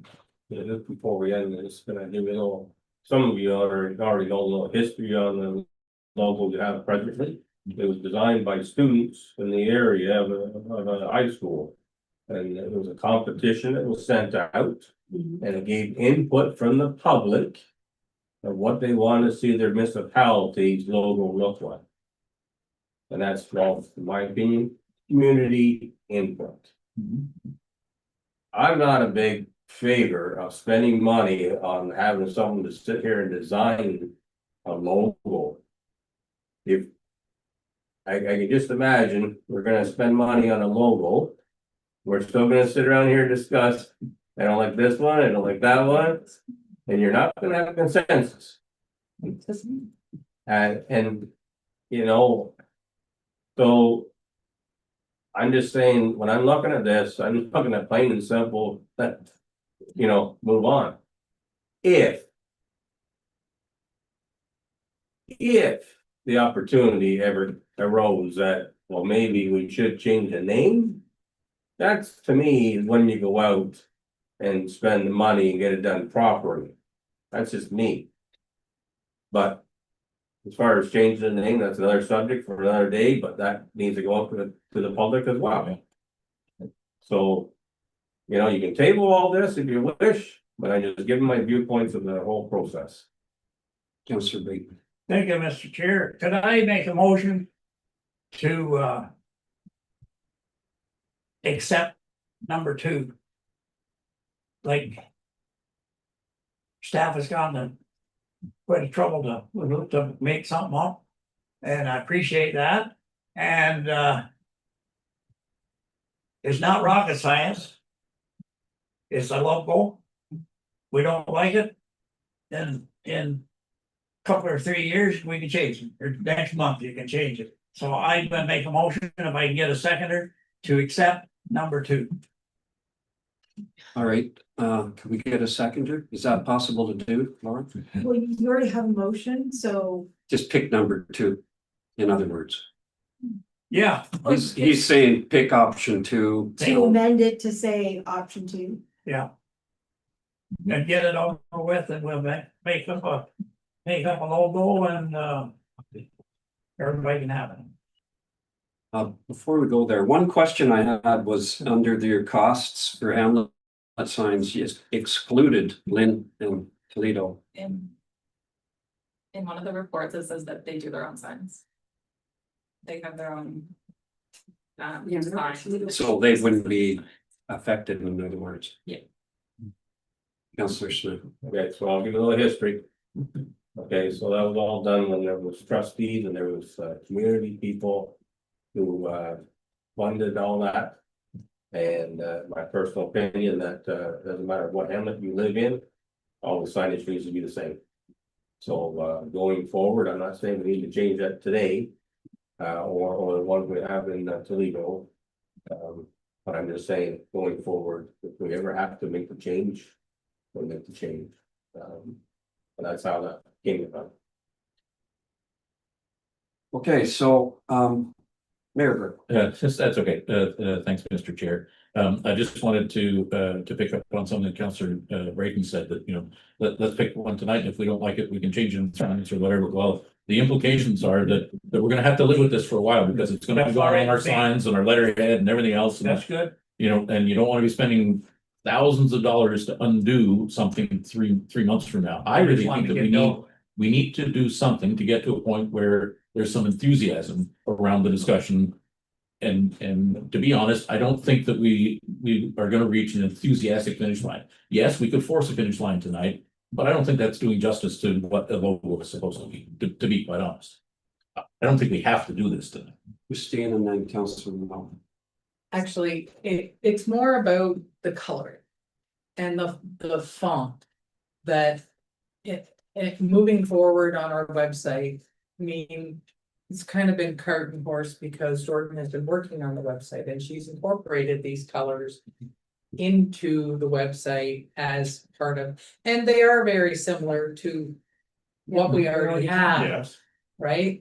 So if council could, at the very least, accept those fonts, and then we can continue to work on logos. Is that a fair place to start? And perhaps we organize some a session with council to discuss what you guys might be interested in seeing. Would that be Acceptable to you, Councillor Brayton, to push it down the road a little bit, accept the font? I don't like kicking the can. Okay. So you'd rather, I just don't get so you know. so can I get a consensus For around? me, the it table? hasn't got to be perfect. Pardon me? Go ahead. We do have a bylaw, that's something that is put in front of us tonight. We do not vote on it the same night it is presented to us, that we sleep on it. And maybe if we sleep on it long enough, we'll become very enthusiastic about one of them. Maybe. I mean, the colors are great, the font, either one, they're both readable, we're good. But the logo is something that we'll have to live with for a long time. We should be a tad bit more excited about it than we are tonight. And we should not vote on something that's just been put in front of us for the first time. Just saying. Okay, well, Yeah, yes, sir. yeah, thanks. We're just voting on it tonight to put it in front of council for next week. It's not set in stone tonight. If we recommend to council, the committee of the whole recommends to council. Is that all right or not? That's right. Well, That's right. there you go. Do you Yeah. want to have does council want to have a further discussion about this at some point in the future, or do we want to recommend something tonight and vote on it at the next council meeting? So I'm not getting the consensus. Hopefully I can help you out here a little bit, Mr. Chair. I'm gonna suggest, I think that there's pretty ready consensus around the fonts and the palette. And so that's 2 out of 3. And I personally would like the recommendation to staff to be, let's implement the palette, let's implement the fonts. And let's defer the acceptance of the graphic. And I'm gonna suggest we need some outside help, whether it's a student project again, or whether it's a professional, you know. I don't mind either way. But I think you can get consensus around the palette and fonts tonight and defer the logo. I don't think there's enough enthusiasm around the logos to be fair to the process tonight. That's my sense. We'll wait then. Sorry? We can wait. Is that ready, Ben? I'm saying we can deal with 2 of the 3 tonight, the colors and the fonts. I think most of us, from what I've heard, we would be ready to say, yeah, that's fine. But it's the actual graphic logo that I don't think. I think we would be compromising to reach a consensus. I think it would be a compromise tonight rather than something enthusiastic. But I Okay, think so the logo deserves some enthusiasm. we have logo 2 and logo 3 are partially acceptable. So I think we agree with the color, we agree with the font. There's some interest in logo 2 and logo 3. So let's move on with that for now, and then maybe we could get some more ideas down the road that we can make a decision on the actual logo, either 2, 3, or something else at maybe the next committee of the whole, or whenever we can, possibly in the fall. I'm not sure when that could be brought up. Is that acceptable to everybody? Yeah.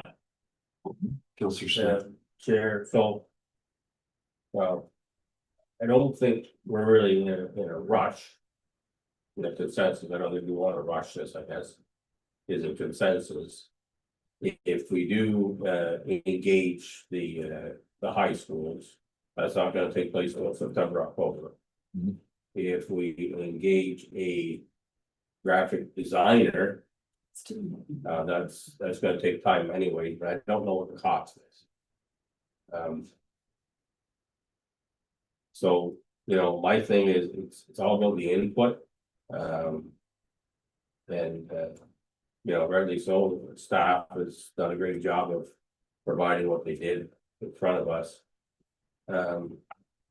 It's just that, as Christine said, that if we're going to tell someone else outside of this office to design a logo, they need to know the parameters of what we're looking for to be into a logo. You can't just go out and say, design the logo. So We have to meet for an hour somewhere. So well, Jordan, did you have was there anything given to you to say? Okay. So, to me, we're in square one, staff did whatever staff could do with whatever information was given to staff. Like, you can't blame staff for providing what they did. They did what they could do with what they know. So like I say, you're looking at, September, October, is there a rush? I don't see that the urgent rush. okay, so why don't we bring it back in September, October? I think we need to get the. We agree with the information font. out. We agree with the color. And we haven't got a consensus on the logo. So we bring it back again in the fall. Bring what back? Option 2, option 3, and possibly some pricing for some Upside down. graphic artists that will come up with something that maybe matches 2 and 3, pricing on that. Yes, sir. I have, thank you, Mr. Chair, I have dealt with kids' jackets, team jackets.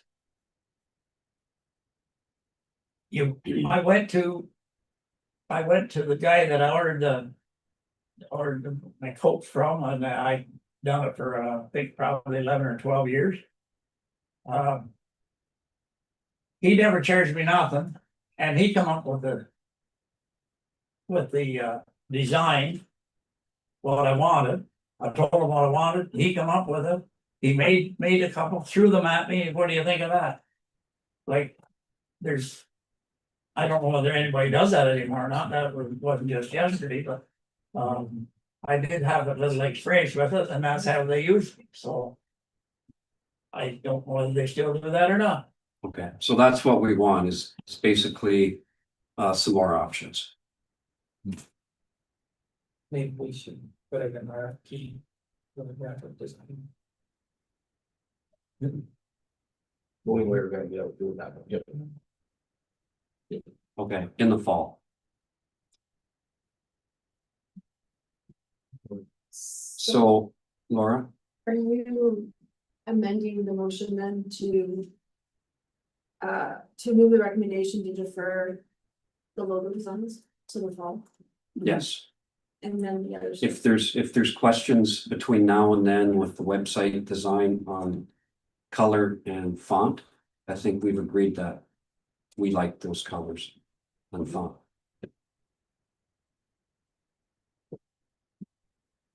And you want the, oh my God. You want the recommendation for an RFP to go out, or that stretching the staff? That's what you guys want. So we need included in that recommendation that we do an RFP for a graphic designer for doing that. Sure, if you're moving that amendment, I'll second that. Chair, Okay. Yes, ma'am. We would have to, we would have to do an RFP for it. Yeah. If we were going to, because it's above the threshold, but. Yeah, yeah, that's what we just did. Okay, so all in favor? Sorry, Council. But it's not in the budget, Pardon me? but it's not in the budget. It would be over and above whatever budget we passed for this year. Well, we don't know how much it would cost to get something like that done. RFP means we can get a price, yeah. If they don't accept it. Yeah, Okay, yeah. We will have to include when we do decide on it, all this amount of money to change everything in next year's budget. But I don't think this year, so. We'll go with an RFP. We know that the graphic, we know the color and the font. And I'll come back with that. Everybody in favor of that? Yeah, that's passed. So, sorry, you just got the vote on the amendment. You have two motions here. You have a motion moved by Councillor Smith. Seconded by Mayor Burrow to amend the recommendation. To defer the logo and that staff proceed within the RFP. So was the vote for that? Right, that was. Okay, so then you still have to. Get a vote. For the amended motion itself, sort of then, which is just take out the second. And that, or the first and that. Yeah, so the motion now is to Right, so rescind. we would just basically go to the third paragraph. Yeah, we're gonna cross out that the committee of the whole recommended council. Right. 3, because that's deferred. And the second one's out, and the third one, the committee of the whole recommend that council adopt. The associated updated branding guidelines, which will establish unified visual identity for the township across all platforms of communications. Is that basically what we've done here? Amended it to that? Okay, so could I get a mover You already have the movers, for that? you already have the mover and the seconder, you For that just one, need to have okay. a second So- to get that. All in favor of that? Thank you. We'll move on. Report F 25-14. OPP grant applications and management of funds. Could I get a mover and a seconder? Councillor Oosterhoff, Councillor Brayton. That the committee receives report F 25-14. And that the committee recommends to the council that the township assists the OPP to the extent that it does not become detrimental to township finances. Do you want to speak to that some more, ma'am? Yes, and I do have more information since I wrote the report. I believe the CAO included the additional information, the statistics that were provided by him. So they were included in the report, but when I wrote the report, I hadn't seen that, this MCRT grant. I had a meeting with the Belleville General Hospital, the OPP, Brockville General Hospital, terrible, old life. BGH is wherever Belleville to me, so Brockville General Hospital, the OPP MCRT team grant, the ones that apply for it, and myself. Part of the problem is, and I laid this out in the report, is when I initially said, yeah, sure, no, I'll help. We weren't intended to be the bank. But because of the politics involved with the OPP directly receiving funds from the province, they have to work around that. If it would be so easy if they applied for their grant and got their money to do their own program, but they can't. They have to use the municipality to apply for the grant, and they chose us. And now I see why, because 20% of all the mental health related calls in the Leeds detachment are in Elizabethtown-Kitley. This program is a partnership with the hospital and the OPP in order to reduce wait times at the hospital in the emergency department, because the OPP get called to a call and they automatically go to the emergency department. Now they are staffing a professional that will help them place these individuals somewhere else rather than the emergency department. And that's what the program is all about. It's about $120,000 they're getting per year.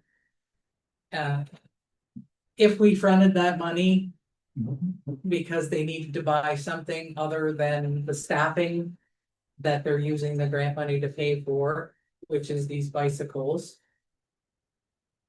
the most it would impact us from an interest point would be the 35,000.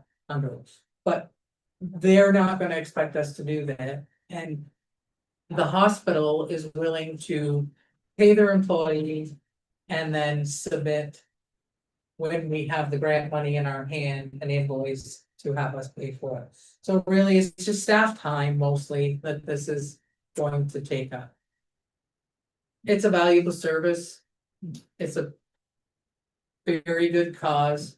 I just want to make council aware that this is going on because it does use a bit of time. You mentioned that there's a possibility to get an administration.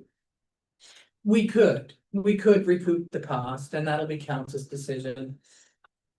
It takes out of the grant and it takes out of the program if we do that. Is council willing to donate, I guess, a little bit of staff time to the cause? Or they're quite willing for us to submit an administration fee and take that out of the grant when we receive. Any discussion, Mayor Brew? Thanks, Mr. Chair. I personally am fine if we donate a little bit of staff time. I wouldn't want to see a direct impact to our budget in a tangible way in terms of the interest. So now I understand that's likely to be minimal if it exists at all. Up until I heard that, I was gonna suggest we charge the administrative fee under the guise of the staff time, but we use it to offset the interest, but it doesn't have to get that complicated. I do want to point out that there is a little bit of sharing of the burden when it comes to things OPP. Front of Young is providing staff time to provide secretarial services and so on, and they are now running the finances for the detachment board. Oh. So as we move around and we find these types of things, I do expect there to be a sharing of the negative wealth, so to speak. So we're doing our bit like this. Front of Young is doing their bit with secretarial services. The next thing that comes along, we may look to Rito Lakes to say, okay, will you take that burden on, and so on. So I don't have a problem with what's being suggested here, that we go ahead and do that. Now that I understand the impact for interest will be minimal, if not zero. Does the hospital still administer, like, I'm not sure whose wages were they paying? The program, the grant application is for a full FTE position. That is what the grant money is for. It's a partnership so that the OPP have somewhere to work with from somebody at the hospital in order to keep the individuals out of the emergency department. But is that still part of it? They are, Yes. So they're gonna chip in to Yeah. pay. And the person is based out of the hospital, yes. And they're paid by the hospital, through the hospital. but there's other things that we would have to front the money to get paid for outside of the wages. Possibly. The only one that has come up are these $4,000 bikes. The last 2 years, the money has all gone to wages, and we haven't had to do any of this banking. It's this bike thing that's come up. Because the hospital under their procurement are not able to pay for bikes. They can pay for wages. but They not can pay for bikes. wages, but not bikes. That's correct. Any other discussion? Do we want to accept this recommendation? Just a question. Councilor Sturnoff? If there's any explanation in somehow, like Elizabethtown having 35% of the need cared for, that's a huge percentage. And I think you mentioned it in a previous, that maybe there's a reason for that, or, I mean, we surround the city of Brockville, but is there other reasons why we would have so many mental cases of patients that need help? Sorry. You don't really look at me. Well, I know from the past, reports that we did receive, from the former superintendent of OPP, Lee Stashwood. A lot of the calls are domestic, home violence and stuff like that. So that's these percentages that go up. You don't realize it, right? Because we would never hear about But how it. come we have more in Elizabethtown than Brockville? Well, Brockville. Based. Sorry, go ahead. It's based off the response by that crew, by that team that's funded by the grant, right? So basically, they wouldn't necessarily go into Brockville very often because they would have their own resources. So, and the other thing about it is, like, we work with quite closely with them as well for fire safety issues.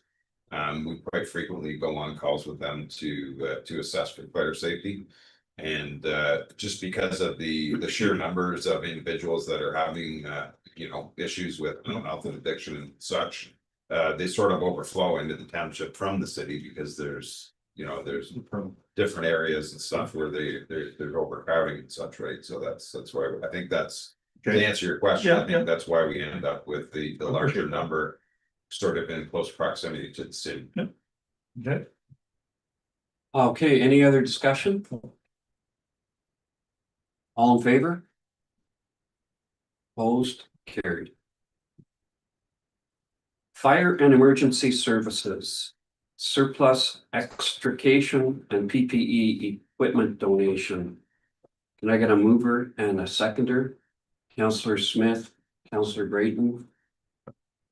That report FES 25-08 surplus extrication PPE equipment donation be received for information.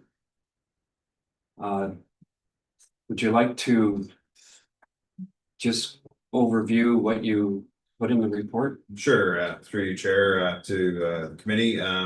Basically, we were contacted by Front of Young because they had sold a truck on a public surplus auction website. And there was some room in the truck to make a donation to where the truck was going to a underserviced area of Saskatchewan that doesn't really have a lot of resources, both physically and financially. So so a lot of the chiefs in the area had some surplus equipment that's no longer useful to us because it's outdated and older technology. And basically we kind of stuffed the truck on the way out to Saskatchewan so they would have they'd have some more stuff that they could still use because they generally use different firefighting tactics than we do here. It's mostly external firefighting, and their equipment doesn't need to be to quite the same standard as ours does. It's still safe for them to use and protects their members, but because they do a different type of firefighting, it's still useful to them. So did you say in the report that you put the equipment on gov.com and got no bids? Yeah. So what's happened there is the technology's changed rapidly in the last probably 3 or 4 years, and even for ourselves, we went to battery powered hydraulic equipment which is all self-contained. And this type of equipment was the old style that had the gas powered hydraulic pump and the hoses and the big heavy tools that are kind of awkward. And at the time, that was the state of the art technology 20 years ago. We did sell some of it. Some of it was still useful to some training academies and such, and they did buy some of it on Gov Deals. But the particular stuff that we donated, we put it on there a couple times and not had any bids on it also, just because the technology is outdated basically. So yeah. Okay, so can I get a show of hands that report and donation be received? It's carried. Sale of surplus rescue vehicle. Can I get a mover and seconder? Councillor Renaud and Councillor Brayton. That report FES 25-09 be received, and that the committee of the whole recommends to council that the surplus rescue vehicle be offered to the highest bidder of the auction held at govdeals.ca ending on June 25th, 2025. The bid amount was $7,000. So do you want to give a brief overview of that as well? Sure. So you, Chair, to the committee. Yeah, so we put the vehicle on govdeals.ca for 2 weeks, and the amount that we were able to generate was $7,000. Through council at the time, we put a reserve bid of $15,000 on it, and it didn't make that, and we're not really sure why. It could be the type of truck. It could be that the market is starting to cool a little bit for used vehicles. Just may be the type of truck, the age, I don't know. So essentially, you'll see there is a few options there. We're recommending that there is an option for us to reach out to the person that was the highest bidder and offer the asset to them for sale for the bid that they had placed. We reached out to a few people in the area that we knew that were interested in the truck and made sure that they were aware that the truck was going for sale and was for sale. And I don't know whether those people bid on it or not, but certainly anybody that we knew that were interested or had expressed interest to us was aware that the truck was for sale. So we feel like everybody's had a fair chance at it to bid on it, and that's all it generated. Now we certainly can put it back on the website for another 2 weeks, and we may generate other interest from people that didn't see it the first time. It's possible that it could go for more. We don't know. I mean, it's just it's a chance you would take essentially. And then the other option that we looked at would be more work for staff, but we could again do it if it's the council's feeling. We could put it out to sort of a more old school type approach where we would advertise it and have some kind of a sealed bid that we would receive bids and look at them at, you know, at the end of the day kind of thing. You might generate more local people that way. I don't know. But So is there appetite around the table to do anything other than accept the bid price of 7,000? Councillor Smith. Through you, Chair, to the chief, so my concern is if we go back out. And put it back out gov deals, what happens to the bid we receive today? It could be less for sure, and there's no guarantee. Again, we would start it the same way we did, and you would just take open bids, right? So that's a bird in the hand right there. If that person's still interested, there is an option for us to offer that to them at the bid price that they had, and they can buy the truck today for that price. So yeah, that's a bird in hand, and who knows what would happen if we reposted. It could go lower, it could go higher. I don't know. It's just unfortunate for a vehicle like that and only receiving $7,000. And like you said, you know, maybe the area is getting flooded with all these fire trucks because of age and things for the insurance companies doing that to us. But anyways, but I don't want to I don't want to shoot ourselves in the foot and back out and get something lower. And then you stated you've asked around to other people and let them know, by the way, it's available if you're interested. No bites that way. It's not like it's a tanker where a lot of people could use a tanker. Yeah, and through chair to you, Councillor Smith, I had quite a few questions about whether it was a water truck and these types of things. That's what I think we kind of we did really well on a couple of trucks that were water trucks because that's what people are looking for, I think, essentially. So again, it was a little shocking to us too that it went a little lower than we had expected, but maybe that's the market for that type of truck. I guess that'll be okay with the way it goes. Councillor Brayton. Thank you, Mr. Chair. By right, seeing that you, the underwriters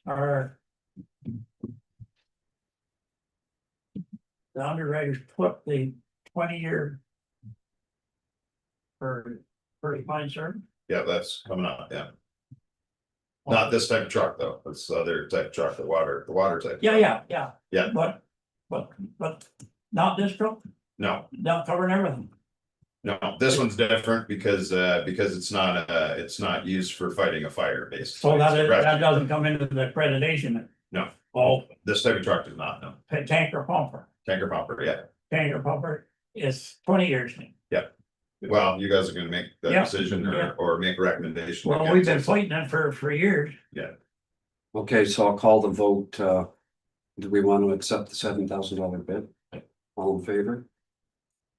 Opposed? Motion carried. All right, insurance grading recognition of fire apparatus. Can I get a mover and seconder? Councillor Winnow, Councillor Oosterhoff. That report FES 25-10 be received. And that the committee of the whole recommend to council to extend first line service for pumpers and tankers to 20 years. And that council recommends replacement of other apparatus, rescue, admin, and utility based on age and condition to maintain the fleet to provide our current reliable level of service. Would you like to speak to that, Chief? Sure, through your chair to the committee. Sort of unbeknownst to everybody, I guess, until the time comes around that you're doing the testing cycle, that last fall, sort of quietly, the underwriters had changed their stance on it to go from a 15-year life cycle to a 20-year life cycle up to a population of 30,000 residents. And there used to be a population density calculation that they used as well, and they've sort of relaxed that as well. So basically, if any municipality is under 29,999 residents, then they're able to opt to keep a first line service for 20 years. However, before there was a 5-year reserve status that was built into the system where you could keep the truck for 20 years but it couldn't be going on first line run all the time. It could be there in case you had an issue with one of your other vehicles, you could fill in with it. That got removed. So basically once a truck hits 20 years now, then that's no longer considered for us for the accredited area to be useful for testing purposes. So it's kind of, they gave a little bit in this hand and took a little bit in that hand, but overall it's better because we essentially have that 5-year longer life cycle that affords us the opportunity to save for a longer period of time to replace a truck and also get more use out of it up front. Right? So Yeah, so it helps us out from that respect. yeah, in this cycle, it's going to help us in a couple of years. The truck that we've just discussed about that we're working on right now won't really change because by the time we take delivery of that, it'll be at the 20-year or very close to anyways. But then following that truck, we're gonna be able to push them out to the 20-year. We'll have a little more time, a little better idea of our asset management because we have that little extra breathing room. So Okay. Any discussion from council? No, it's, Earl's got some. No. Counselor? No, I'm ready to go. Okay, Councillor Brayton. yeah, thank you. I'm glad to hear that because we've been. For 20 years that we've been. Bitching of it, been a long time coming.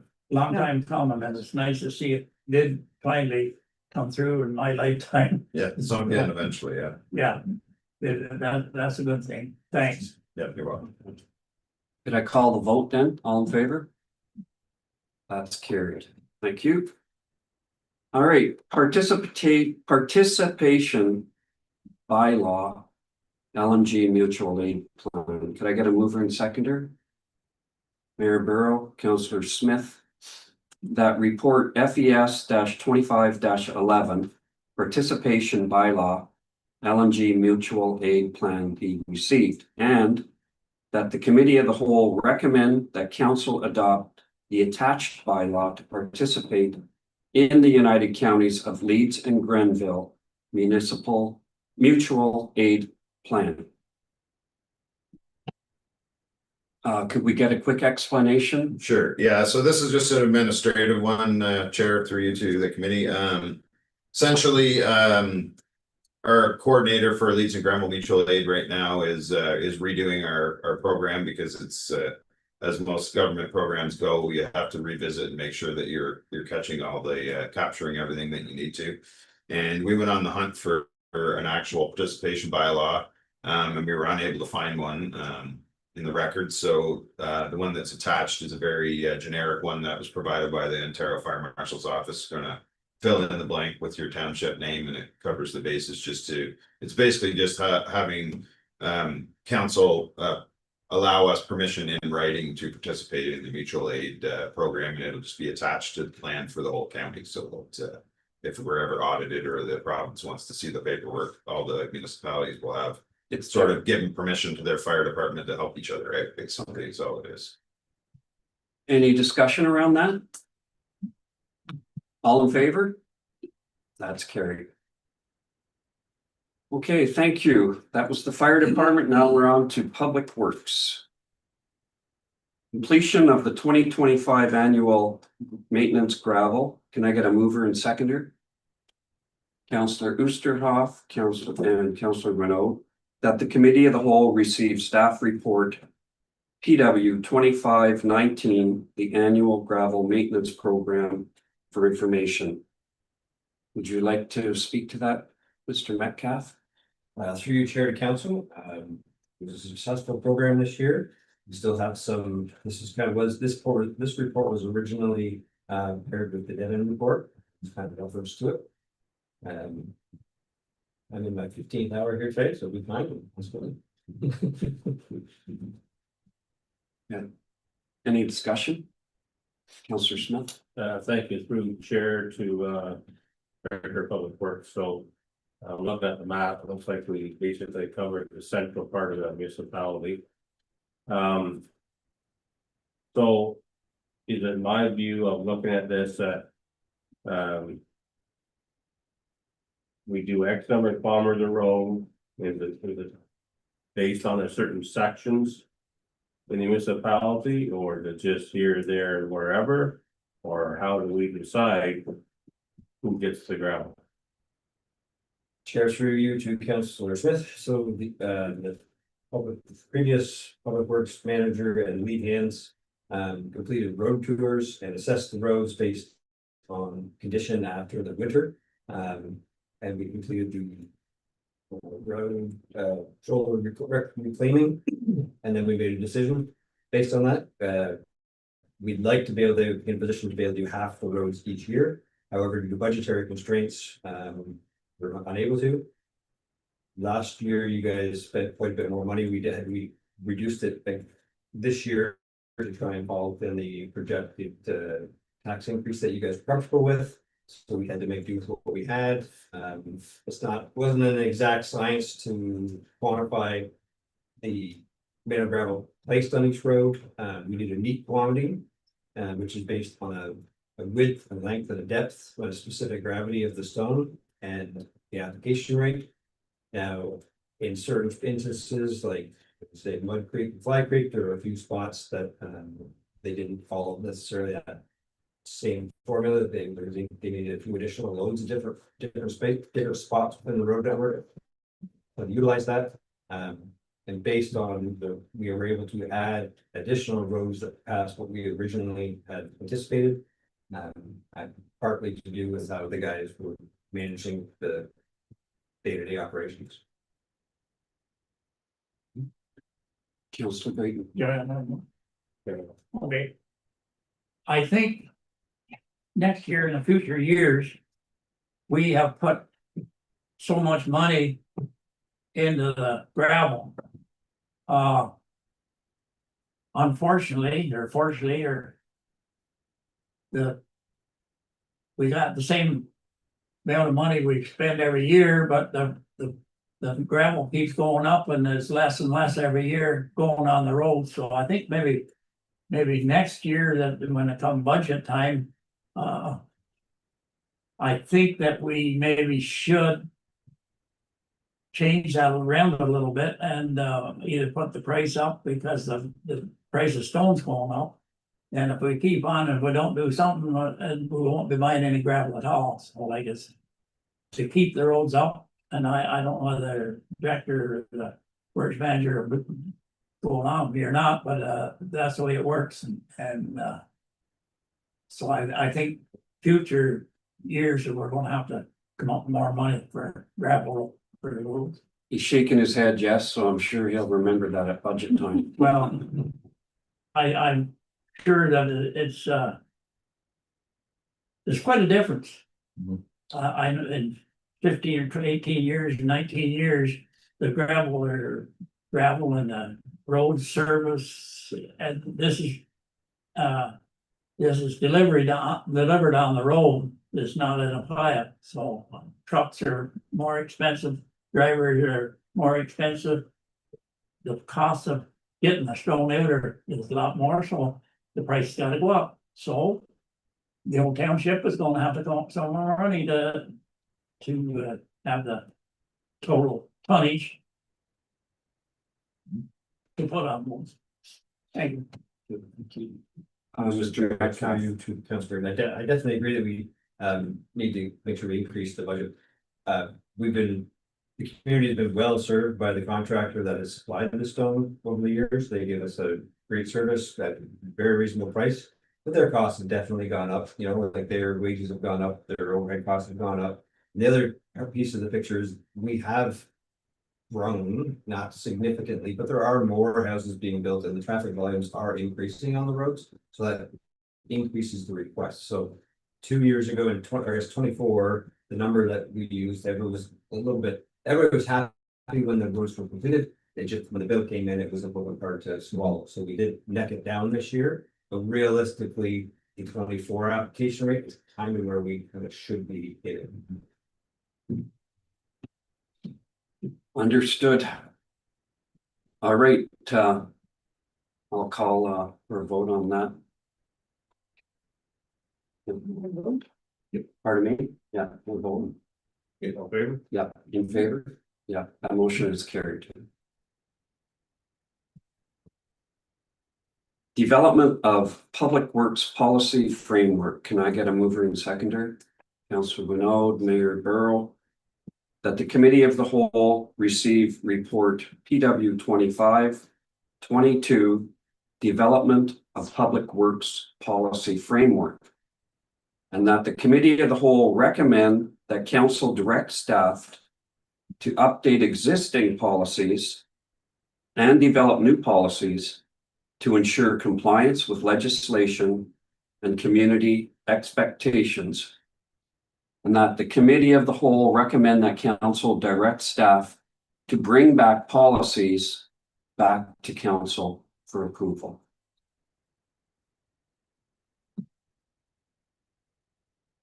I'll just ask the first question. Could you just give me a quick explanation of what you mean by policies for and an overview of this? Okay, sorry, was it moved second? Okay, sorry. So the bylaw for the interest permit policy would be a primary example. Lot grading and drainage policy. Policies to deal with standard operating procedures for all out procedures for water maintenance control and operations and how we determine when we come out. Working hours is another policy that again is I think is being covered in the citation piece, but because we're restricted for operating hours from 13 to 14 hours with a mandated 8-hour rest period. How do we address that if there's a major storm event at midnight after when the guys have got home at 6? Do we have enough drivers? The list is endless. But to go back to Councillor Oosterhoff's point earlier, I'm asking now because I have several policies that I've kind of been started and working on. But it's all well and good for me to want to create these policies, but I want you guys to tell me and direct what you guys think is the most important ones and where should I be focusing my energy and attention on before running in a circle and then coming back and this isn't what we want. I guess that's what I'm asking. Okay. Could I get some comments? And I know he laid out a bunch of different options, not options, but what he considered were policies and put high priority, moderate, emerging. Do we want to pick and out of those we got 1, 2, 3, 4, 5 different areas of policy that we're looking at.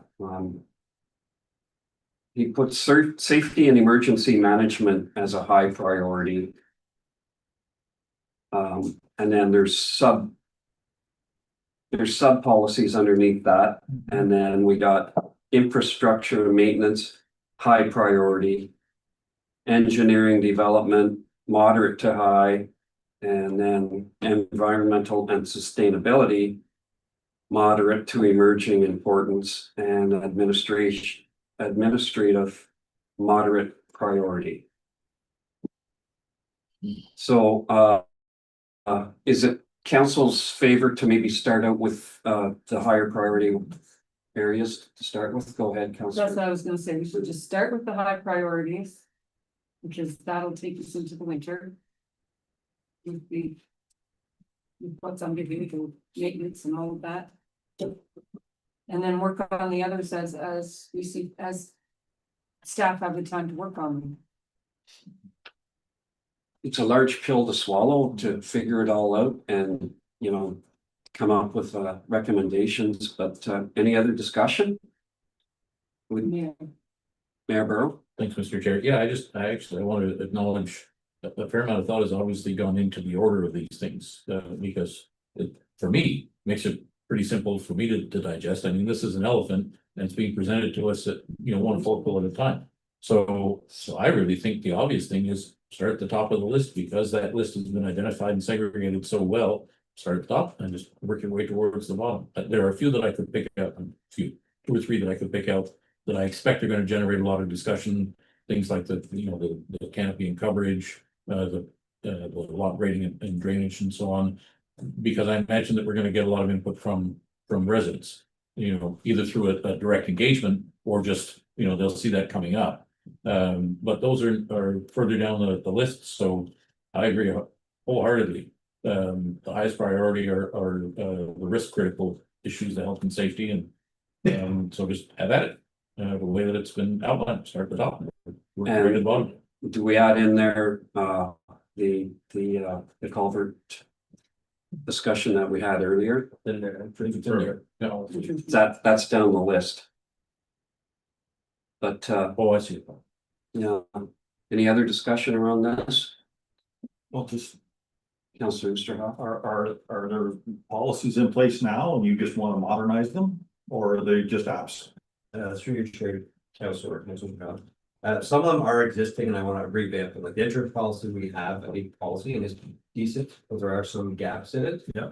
And I'd like to really dig into it so that it's crystal clear and then everybody knows going forward. There are some that are just completely missing, like we do not have a lot grading and drainage plan. So that one could be incorporated or tied in with the entrance permit piece because there's a bit of a gap. They asked for part of the severance, we have to look at, is it feasible to put an entrance in?